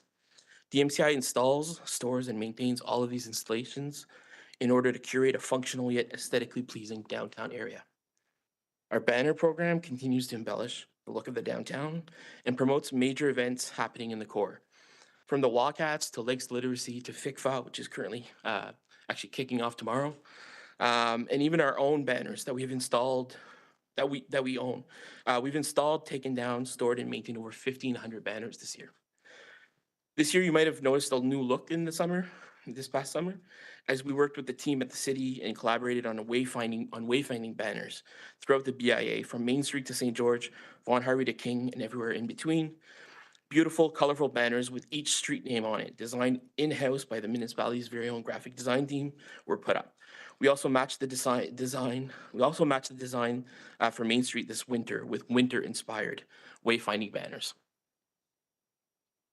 Speaking of the winter months, so our holiday lights and decor program has kicked off. It's been a long 2 weeks. We kick off pretty much at midnight on Halloween. You would have seen these going up over the past 2 weeks. And this is a project that continues to be highly anticipated and really does bring a lot of people downtown. Still under the curator pillar, we have our clean and safe priorities. A big part of that is our advocacy efforts and where we spend probably the most of our energy, at least myself. We collaborate with many partners to ensure a safe downtown for everyone. In the past, we've partnered with the Chamber of Commerce, 3+ Destination Moncton, to advocate to the province, along with Mayor Arnold and the Tri-Community Mayors. We met with the Premier and other high-ranking members of government to express our frustrations and concerns with social issues and situations in the downtown. In the past, we've worked with the Homelessness and Safety Task Force. We've collaborated on letters to the city and to the province. We support the YMCA Reconnect outreach program year-round and help coordinate the Downtown Ambassador program with a $50,000 annual investment. We collaborate on Lunch and Learns with the Mayor's Public Safety Advisory Committee on behalf of the downtown businesses. And finally, we play an important advocacy role on behalf of our stakeholders on social issues that affect the downtown. Most recently, we've partnered with our colleagues across the province to pen a letter to the newly elected provincial government and to the federal government to address specific elements in legislature that we believe could help alleviate pressure in the pressure cookers that are the downtowns all over New Brunswick, especially in the three major cities, Moncton, St. John, and Fredericton. We'll continue to advocate to the city, the province, and federally to provide services and amenities for the entire community, for visitors, and for all in the downtown. Our second pillar, under the promoter pillar, a big part of this is allocating funds to effectively market and promote the downtown as a destination. Our social media channels, contests, and campaigns encourage residents and tourists alike to explore and visit downtown Moncton. A big part of our promoter pillar is promoting events and festivals happening in the downtown, partnership with the city's events team and Destination Moncton Dieppe. We bring to the forefront all the great activities happening in the BIA.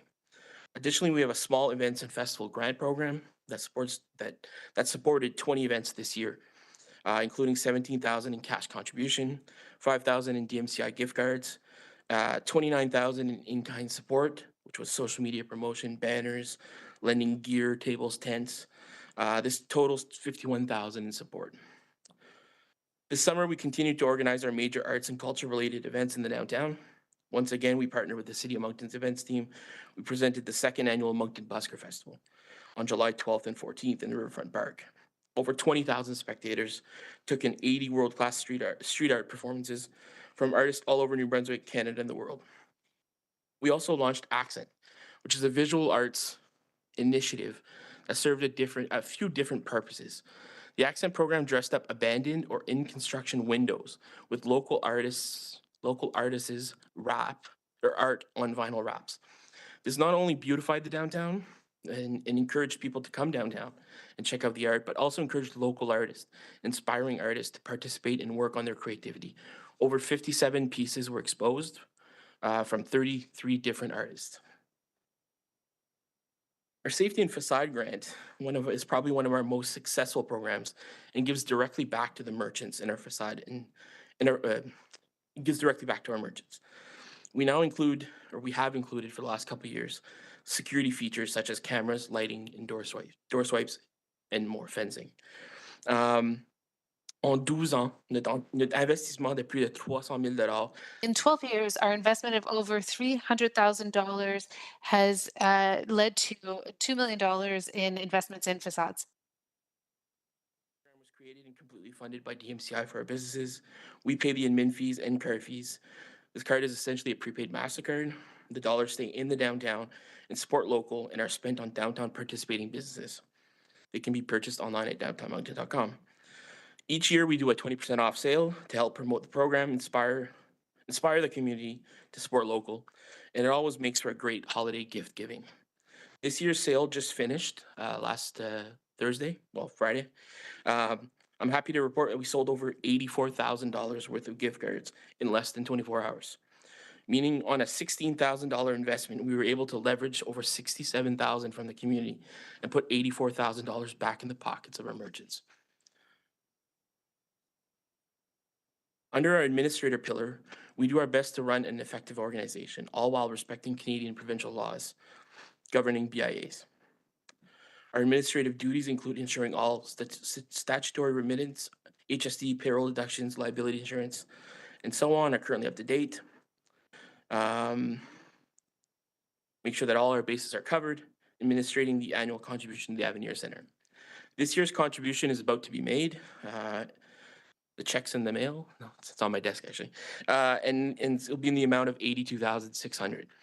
And the amount to date totals $521,600.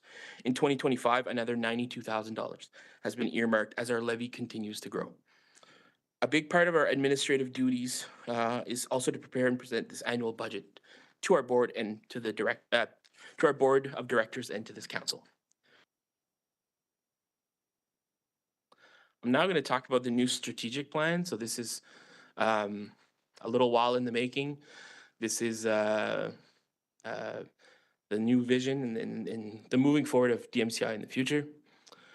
So our new vision is refined on what we used to work towards. So we want a connected downtown where businesses flourish and communities thrive, creating a lively environment for everyone to live, work, and play. Our mission as our organization is to empower our partners to thrive through connections, inclusivity, fostering a safe, clean, vibrant, sustainable downtown. Our values, inclusivity, sustainability, and safe and clean.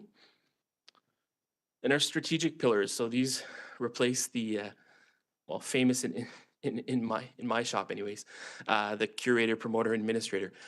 Now we will be focusing on engaging and retaining our partners, fostering a vibrant downtown, and sustainable growth. Under the engage and retain partners pillar, this strategy focuses on strengthening connections with partners in downtown Moncton by improving systems and procedures that support their continued engagement and retention. And our objectives are to develop systems and procedures to increase and retain partners. Examples being new business toolkits. So once a new business lands in downtown Moncton, how do we support them through their construction, opening into their first year in business, milestone toolkits, and et cetera. And our second objective under the engage and retain is building and fostering engagement with partners. So this is through events, through initiatives, through all of the above. Second pillar, fostering a vibrant downtown. So this strategy aims to enhance the liveliness and appeal of downtown Moncton through year-round activities, ensuring safety and cleanliness and promoting inclusivity. So our objectives are to animate the downtown year-round. We have fantastic summers. February is a little rough. Another objective is to ensure a clean and safe downtown. A big part of that is our Enviro team and the initiatives that we build around that. And then finally, promoting downtown as an inclusive destination. And finally, our third pillar is sustainable growth. So how do we build a downtown that concentrates on sustainable development through strong community relationships, effective governance, and focus on the triple bottom line of people, planet, and profit? Our objectives are to build strong relationships, efficient board governance, physical connectivity, triple bottom line, people, planet, prosperity. So that is the new plan for downtown Moncton, or for downtown Moncton Centre-Ville Inc., the new strategic plan. It is in effect as of today. We've been working towards some of these already. Some are low-hanging fruit that we had already kind of identified and we're working on, but some of these are very lofty. Looking at the screen here and like the physical connectivity piece, creating north-south connections between downtown instead of, east-west, Main Street, St. George. That's a big goal. So working with the city on those initiatives, I think is going to be really important. And now, the 2025 proposed budget for DMCI. So since 1977, the commercial building and property owners of the BIA have agreed to levy themselves on the assessed value of their property. This levy or additional tax is provided entirely by the commercial building and property owners in the business improvement area to our association for our operations. This is an example of the purest form of economic development. The province collects the levy and returns the funds to DMCI to support operations. This levy is further leveraged and to encourage and support transformative investment in the BIA in the form of new development, reinvestment, as previously mentioned. So the 2025 budget approval process, so it has been presented, or it was presented to the DMCI Board Executive in early September. Budget was presented and approved by the DMCI Board of Directors late September, and then the motion was adopted by our treasurer and seconded by board director, and now we're here. The levy rate is fixed at 16 cents per 100 of assessment. Most downtowns are at 20 cents, just little footnote. At this point, there's been no desire from the board to increase that. But most downtowns in New Brunswick are at 20. Some are as low as 10 as well. So it varies per region. The BIA property assessment base is of 613 million, the largest in New Brunswick. That was an increase. The assessment base increased over 2024 by almost 3%. So this is notre budget de fonctionnement de 2025 sera comme suit. Le levy, This is our operation budget for 2025. So the levy will be about $981,000.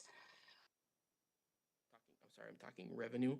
Under clean and safe, 415,000. This includes the quality of life grant that we receive for the downtown ambassadors and payment for services rendered for Enviro. Also employment grants through the federal provincial government. Development initiatives for 142,000. So these are payment for services rendered for the Christmas or holiday lights from the city of Moncton, as well as grants mostly from the federal government for our Busker Festival. Operating revenue, 25,000 as well. So these are adjustments in bank interest. For a total of 1.5 million, I won't read the whole number out, but 1.5.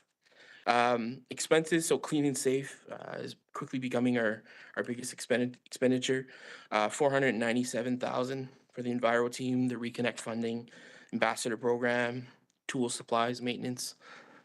Communications, so we spend 91 or plan to spend 91,000. These are social media expenses, holiday campaigns. Development initiatives, 244,000. So board priority projects, facade development, signage, replacement banners, etc. Operating expenses, 235,000. So this is rent, website, internet, phones, contingency fees. Office expenses, 45,000. Salary and benefits, 436,000. And professional fees, 15. So for a total of 1.5, so a balanced budget. Just some highlights. Again, the levy's 64% of our budget. Payment for services rendered to the city is 29%. Revenue for hosted events, so the Buskers and Patio Fest programs, 6%, and then our employment programs. And finally, 2025 expenditure highlights. So clean and safe is our biggest expenditure category, 32%. Communications, marketing, development at 21%. Salaries and benefit 28%. And operations come in at 19%. And with that, thank you for your time. And if there's any questions, I'd be happy to answer. Terrific. Thank you very much, Patrick. I would like to get a mover and seconder, and I have Councillor Steeves and Councillor Bourgeois up. Are you interested in moving and seconding? Please go ahead. Thank you. And I would go back to you, Councillor Steeves. Go ahead. Yeah, thank you very much, Mayor Arnold. Patrick, thank you for the presentation. That was detailed, and I know that you're a hard worker and your team is really making a difference here in the downtown, so we appreciate that very much. You know, downtown represents all of us, and you've got a really important role, and we appreciate that. Buskers was wonderful. The signage is sharp, as you showed some pictures there. On the Enviro team, almost a year that we've had that in place. I know Councillor Crosman was key to getting that forward. It's a conflicting story because on one hand, it's astounding, the stats that you shared, and we wish that wasn't there. But then on the other hand, it is getting cleaned up. So you don't know where the emotion should be there on that. And so we thank you for that. The 4 individuals from Harvest House that you shared, those are real success stories as they've continued on in the continuum of housing, which is the plan. Is that partnership going to continue in 2025? And is that Enviro team increasing at all in 2025 is my first question. Yeah, so the partnership exists. So we really haven't needed to replace any roles yet. The team is quite loyal. Just anecdotally, as you bring along individuals that maybe were given a raw deal, and you give them a second chance, they become very loyal. They're so proud of the downtown. There's almost a sense of guilt in what they've done in the past. So that sense of pride is so important for them. So honestly, we haven't really had to replace anybody yet. But should we have to, the partnership's still there. The lines of communications are still going. I know that council allocated some funds to the Harvest House this year to do a similar project just outside of the BIA boundaries. We did extend an olive branch to see if we could help and, utilize the vehicles and kind of do that. So we weren't successful this year just because they did other things, but we're already thinking of next year on what we can do and how we can help. The increase for Enviro for team members, I guess, is resource dependent. The thing with something with cleaning the downtown is that there's always something to do. And even if it's just, we have team members, I'm gonna use the word patrolling, but they're not really patrolling. They're being visible in the downtown. And that's, there's ROI on that too, right? There's having somebody there. We've had tons of comments about just having somebody in a visible jacket that looks somewhat authoritative, felt reassuring. These are individuals with cell phones, so worst case scenario, they're calling somebody else, right? So yeah, resource dependent, and we'd welcome the opportunity to take more team members on from, especially with the Harvest House. It's a real feel-good story. Very good. My second question is a little bit of a side road, and it may be for the CAO or perhaps for Alexandre. It just reminded me when we were looking at some of the downtown pictures of a presentation quite a long time ago about the well-worn brick sidewalks of our downtown. And certainly you may not be prepared to give any updates on that now, but is there an update that could come to us in the near future on that project? I do recall a presentation about that, even before your time, Serge, perhaps it was. Yeah, we'll follow up and bring something forward to council. Yeah, very good. Okay, thank you. Thank you. Thank you. Next up is Councillor Bourgeois. Merci beaucoup, Madame la Maire. Merci beaucoup, Patrick, pour tout le travail que vous faites, vous et votre équipe. Thank you, Your Worship, and thank you for the work that you do with your team and the business that you work with downtown. I do have a small question. It has to do with activities in the downtown throughout the year. In 2008, when I was newly elected, I had proposed that we close Main Street in the summer, in July and August. And that would be from Assomption to the bridge, on the rail bridge. And so we could have activities, we could have buskers, we could have picnic tables, but we would close the street to car traffic. At the time, to my great surprise, because this is something that's done throughout the world, downtown Moncton businesses were against this idea. The objective for me was to bring people onto the main street and spend a day or an afternoon and have splash pads for kids and musicians, that kind of thing. But that was rejected, and it all fell through. But then it came back when we designated Downing Street as a pedestrian street. But that was a fiasco. It's no one's fault, but it's because there's nothing there. There's the library that's slightly aside, and then the rest is buildings. So there's not much to do there.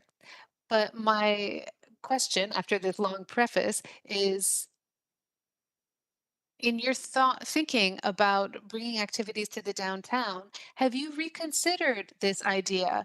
Is it back on the table? Is it something you would consider? I know that there's a development project to take over parking lots, to replace parking lots around Assumption Place between Main and Assomption. And there are other things that are not in your purview, but my question is it still a possibility to close the street and make it a pedestrian street to have more activities throughout the summer? Is this something that you've looked into? And if not, is this something that you would look into? Des études qui sont faites même au niveau international. Nous autres, On voyage un peu, on va voir les Of différents. course, that studies are done throughout the world. We visit other cities and we can see that this is something that's very successful in many cities. It's kind of a catch-22 because they don't necessarily want activities to be right in front of their business because perhaps it would block access or reduce the visibility, but they also want pedestrians because they want that visibility. Animé, ces So I think the idea of having activities in these spaces is very important. This is a bit before my time, but there was an experiment that was done on Main Street and it fell apart because there weren't planned activities. So I think if the plan is to close the street and to create a pedestrian area, well, we need to know what to do with this space. Do patios take over the street? c'est un festival. Do we have activities? It is a buskers festival. I'd say that we haven't really attempted a such project or haven't done it the right way. And I think it would be interesting to try. I think the merchants are a little scared, but I think it's something that we could do. So is it something that you've considered in your strategic planning? And if you haven't, would you?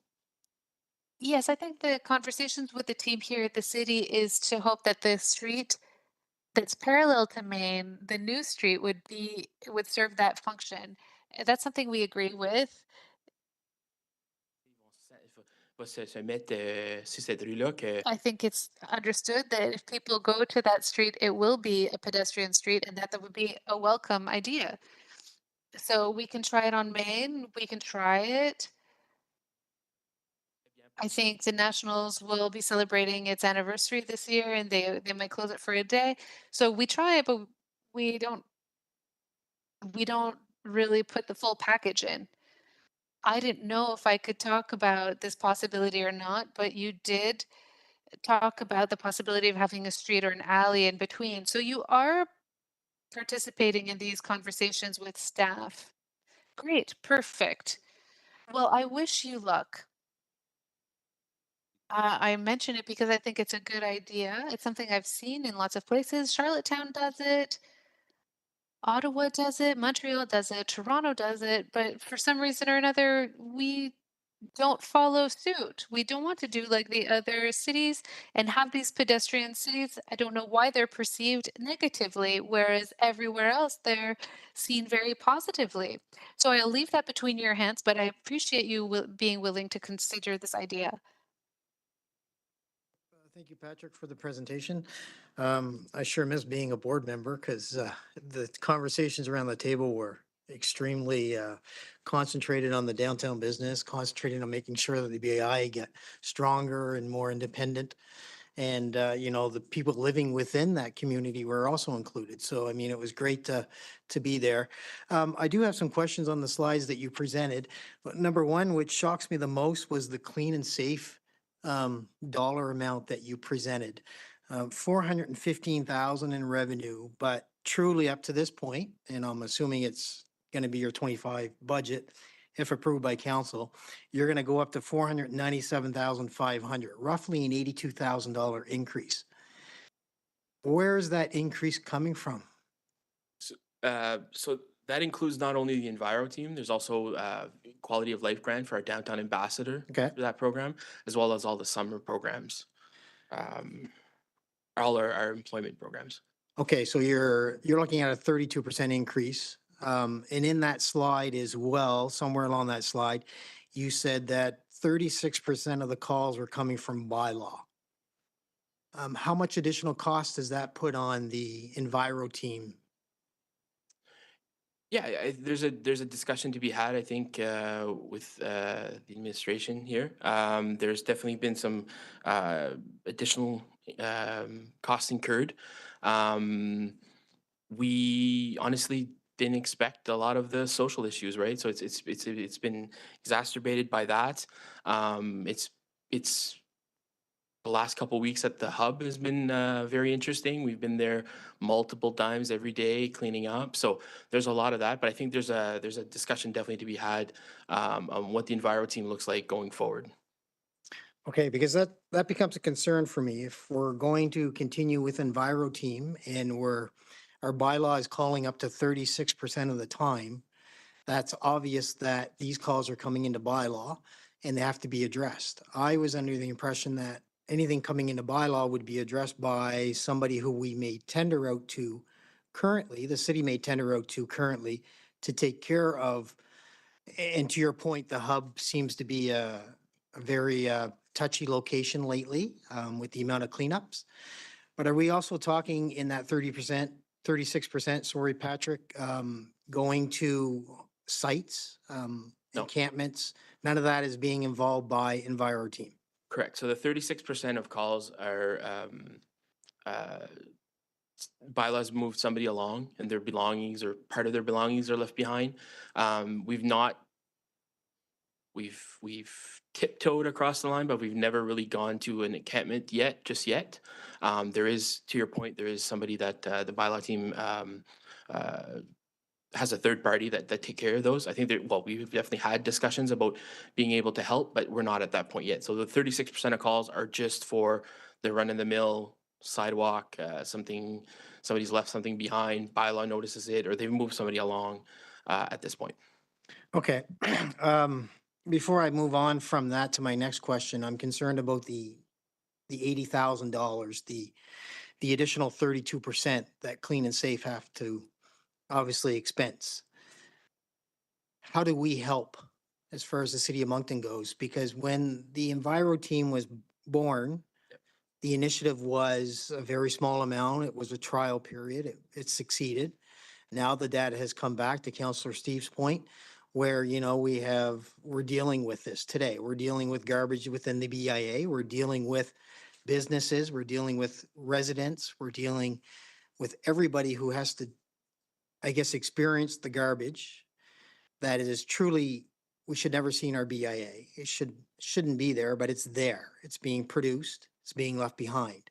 So how do we help you as far as the city of Moncton goes? Because I don't feel, and this is only me as a taxpayer and a councillor, I don't feel that the BIA businesses should be paying for that additional increase. Yeah, I think we need to work together. There's advocacy to be done to the province. We have, I mentioned in my presentation, we've penned a letter to the province. Actually, downtown Fredericton is experiencing some pretty shocking behavior right now, and they're almost leading, I guess, on this initiative. They've penned a letter, and we're going to support it, where we're asking government to restrict provincially or federally funded associations, operations, organizations from certain behaviors in the BIA. So we're asking the province and federal government that in the future, going forward, different organizations or different shelters, that they're not necessarily conducive to business in the BIAs. So that's Fredericton leading the charge. Downtown New Brunswick, as we're a member, we're going to help support that. But I think that's one way of doing it is identifying that there's certain say individuals, community members that are contributing to most of that waste. Okay, and obviously the one time a year that you come forward is always around budget time. So is there a way that we can get a dollar number before council deliberates the budget to know exactly what the Enviro Team is short and what they would be short by taking on these additional I don't want to call them resources, the additional challenge of having to keep Moncton's BIA clean? Yeah, there's a conversation to be had with Councillor Legier, who represents the city on our board. Okay. And that's coming up this week. Okay, perfect. And I do have one more, actually two more questions. You talked about toolkits. You talked about doing the BIA toolkits. Where are we at on senior-friendly toolkits? Because it seems to be that, and you're shaking your head almost like as if you want to answer right away. Go ahead. Well, so this is identified. So this is to be quite honest, this is a 3 to 5 year strategic plan. Yeah. Some of these items have not been. We haven't even fleshed them out yet. So I'll mark it down. That's a great suggestion. yeah, we haven't started working on them, so. Okay, Great just for idea. the amount of businesses in our Sure. downtown core, right, and the amount of new apartments going up, Yep. seniors will be there and the riverfront as well. Also, great presentation on the Santa Claus parade and the seasonal displays. What's to come down the road? There's so many celebrations per month. Is there some way that we can be more inclusive? Yeah, I think a really good step that I'm gonna say Isabel spearheaded was the lights on City Hall. So we were happy to partner on that and look at that to include a variety of different celebrations and matching that to the Avenir Center lighting program. I think is a great step in the next a good step in the good direction. Going forward, there's plans to develop. I think there's an opportunity to create more inclusive holiday focused instead of specifically Christmas. We'll still have, of course, we'll still have Christmas specific decorations, but there's a way to be inclusive and have everybody celebrate it for sure. Yeah, good. Thank you, Your Worship. Thank you. Deputy Mayor Terrio. Merci, Madame la Maire. Merci beaucoup, Patrick. Vous faites un excellent. Thank you so much, Patrick. You do excellent work. And I would like to thank you more specifically for your participation on the Heritage Committee. We truly appreciated the work done by Melissa, and please give her our appreciation as well. And once again, these are partnerships and they're essential. You know, the heritage is part of the Moncton downtown as well. And on another subject, our seniors. I think we have to be creative. How shall I put this? We have to create new ways to deal with our seniors. Too often, we take it for granted that they are very mobile, they can move around, that they can go to all of these events, whatever the events are. But perhaps when you have a reception, you could have somebody there to look after the seniors, because if you are able to live to the age of 80, then you truly deserve to be guided and welcomed and received with pride throughout all of our events in the downtown. So I'm going to leave you with that. Thank you very much. Yes, certainly. This is something that we can consider. As I said, we're still developing the actions that'll be in our strategic plan, and this is certainly something we can add. And in terms of your Heritage Committee comment, I think it was important for us to sit on it because many of or most of the heritage buildings are in the downtown area, so they can be homes, private residences, but they're a part of our history. They're a part of the history of DMCI. So thank you for your comment. Thank you. Councillor Legier. Merci, Patrick, pour la présentation. Thank you, Patrick, for your presentation and for all of the efforts that you've made. Your collaboration with city staff, and I would say that, you know, if I look back 4 years from where we first started with all of the growing issues in our downtown, you certainly, as an organization, have stepped up, and I think that we're really seeing it, and I congratulate you for that. And I think too, I've always talked about, you know, somebody owning the downtown, and I think DMCI has done a pretty good job at this point for what you're given as authority to be able to take care of things, and including, you know, some of the waste receptacles and things like that, you know, are inevitably a byproduct of the fact that the downtown's busier, so therefore there is more litter and things like that. So one thing that was passed along, and perhaps for next year, maybe some more collaboration with city staff too, is there were Remembrance Day crosswalks this year that were painted in certain municipalities, and I think that was a really great initiative. Maybe even banners, things that maybe would help us sort of remember, you know, what we never want to see again in terms of war. So just thought I'd pass that along. And certainly I think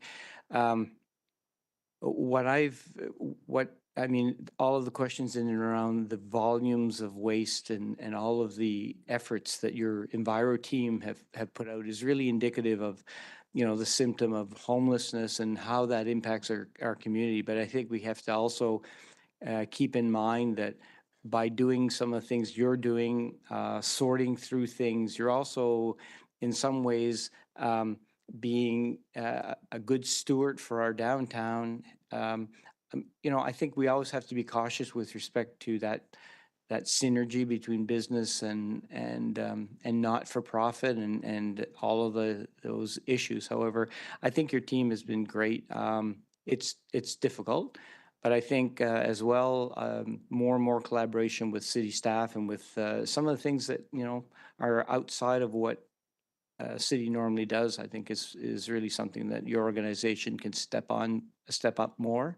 And lastly, the events and things that you do, I mean, it really is great, and we get a lot of comments. And thank you for the with Isabel, the lighting of City Hall and those things. And lastly, that connection that you mentioned between Main Street and St. George Street, because often we always consider downtown as Main Street, but it really has a huge strength on St. George Street. And how do you bridge that together? And so I think overall, it's a good vision, and there'll be challenges, but I think at least as a council member and Ward 2 being a large part of what you're seeing in terms of your issues and so on, I certainly in residence thank you for the visible differences that we've seen on our streets. And it's not easy, but on the other hand, it does nonetheless fill a need that we require to be able to continue to, as a community, to prosper, but also to deliver services to the most needy as well. So anyway, thank you. Thank you. Councillor Richard. Merci, Madame la Maire. Merci, Patrick. Belle présentation. Beaucoup d'informations, mais c'est bien présenté. Thank you, Patrick. Great information, a lot of information, and well presented information. And thank you to your whole team. Your presentation gives a great history with the links, but I would like you to tell me a feel-good story, a good story. What happened with the Enviro team, because we see them everywhere and people feel comfortable. People are happy to see them. So if you have a story, do you have a story to tell us? Oh yeah, we're full of stories. It's really hard to tell, to explain the ROI because of the Enviro team, because there's so many good stories to tell. Just talk about Carlos, the supervisor. He'd been in Canada for 6 days. He was looking for a job. He came knocking on our job. We had posted the job at Magma. He applied. He had university experience, but we were looking for somebody to clean sidewalks. He was looking for a job. He was desperate for a job. And so he applied, and he's now the supervisor. He works full-time with us. His wife is at NBCC taking a culinary arts program, but they want to create their family here in Moncton. So it's really great. There's also the story of Mark. Mark was our first hire on the Enviro team. We didn't even have an Enviro team yet. It's just, he just found that the sidewalks were dirty after the summer. So we hired Mark. He started working with us part-time because his benefits with social assistance didn't allow him to work full-time. So he stayed with us during the pilot project, during the World Juniors. He stayed for the second pilot project. And now it's been almost 2 years. Yeah, it was 2 years in September that he joined us, and he's left from the shelter. He went to a residential unit. He now has his own apartment. He had fines. I mean, associated to his driving permit. He had made mistakes in the past, but 2 weeks ago, he sent his proof of driver's license. So he has his proof of insurance, and now he drives the truck. So it was like Christmas for him. that he can drive the truck. So, I mean, there's these really great stories, and there's stories of all of these special people, and it's not always easy for them. Some of them need to have their hand held a little bit, but it's a team that's really, really loyal, and they're really proud of what they do. Yeah, exactly. Extraordinary. Thank you. Good job. Well, I'd like to thank you. I have received nothing but very, very positive feedback on the Enviro team in particular. They've just been stellar. I want to thank you for the excellent holiday launch that you and your team, Melissa and your board members and everyone put together the other day. I'm not sure how everyone's going to manage over the holiday season because there is just so much happening in our downtown. Really wanted to thank you for your creative problem solving and just really stepping up whenever you're needed in the community, and it's just so appreciated. And Councillor Legere talked about that sort of the northwest between St. George and Maine. I'd like to say also between Maine and the riverfront is another north-south conduit that we're working on is really important as well. So thank you very much. At this time, then, I would like to go to find a mover and a seconder. Oh, I already have one, sorry. We could move right to the vote.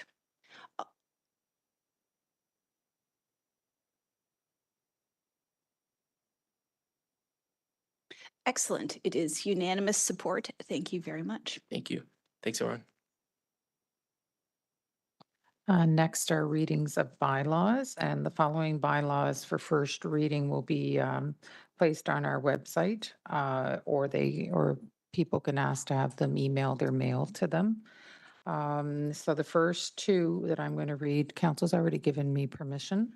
So the first one is a bylaw in the amendment of the City of Moncton zoning bylaw being bylaw Z 222.41. It's rezoning housekeeping T-Berry Avenue. It's a first reading. Arrêté portant modification de l'arrêté de zonage de la ville de Moncton sur l'arrêté Z 222.41 de zonage Avenue T-Berry. C'est la première lecture. The second is a bylaw, an amendment of a bylaw relating to the approval of the budget for the downtown Moncton Centre-Ville, Inc., and to establish a special business improvement area levy in the city of Moncton, being bylaws A 1002.24. It's a first reading. Arrêté portant modification de l'arrêté concernant l'approbation du budget de Downtown Moncton Centre-Ville et l'établissement d'une contribution spéciale pour la zone d'amélioration des affaires de la ville de Moncton sur l'arrêté A1002.24. C'est la première lecture. The next, we will have to do some movers for second reading. So this is for the municipal plan amendment for item 7.2, and I am looking for a mover and a seconder. Moved by Councillor Kingston, seconded by Councillor Butler. I'd ask that you press the buttons there. Thank you. And on the vote,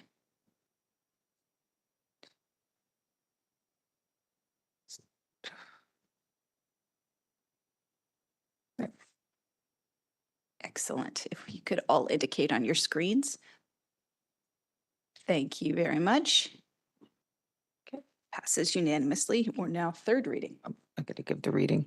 A bylaw and amendment of the bylaw relating to the adoption of the City of Moncton's municipal plan being bylaw Z122.11. It's 224 Killam Drive. It's a second reading. Arrêté portant modification de l'arrêté concernant l'adoption du plan municipal de la ville de Moncton sur l'arrêté Z122.11.224 Promenade Killam. C'est la deuxième lecture. And I'm going to ask for third reading. And I would ask the same, moved by Councillor Kingston, seconded by Councillor Butler. Are you in agreement with that? Yes, can you press your buttons there? Thank you. And we will move to the vote now for third reading. A bylaw and amendment of a oops, yes, yes, you're right. You're absolutely right. Sorry. There you go. I'd ask that you all indicate on your screen.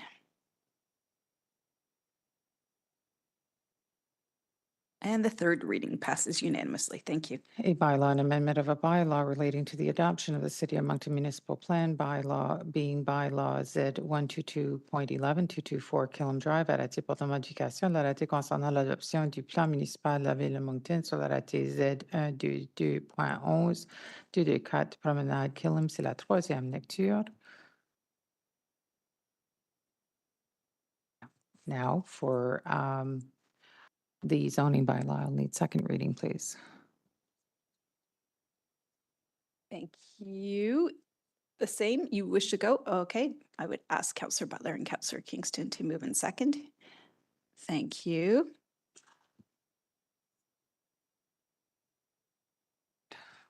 Sorry, it's gonna be faster later. Do you have to read it? No, No, okay. yeah, that would Just be- indicate this is for the second reading of the zoning changes for 7.2. Councillor Terrio, could you vote? Thank you. And that is unanimous. A bylaw and amendment of the City of Moncton zoning bylaw being bylaw Z 222.40, rezoning at 224 Killam Drive. It's a second reading.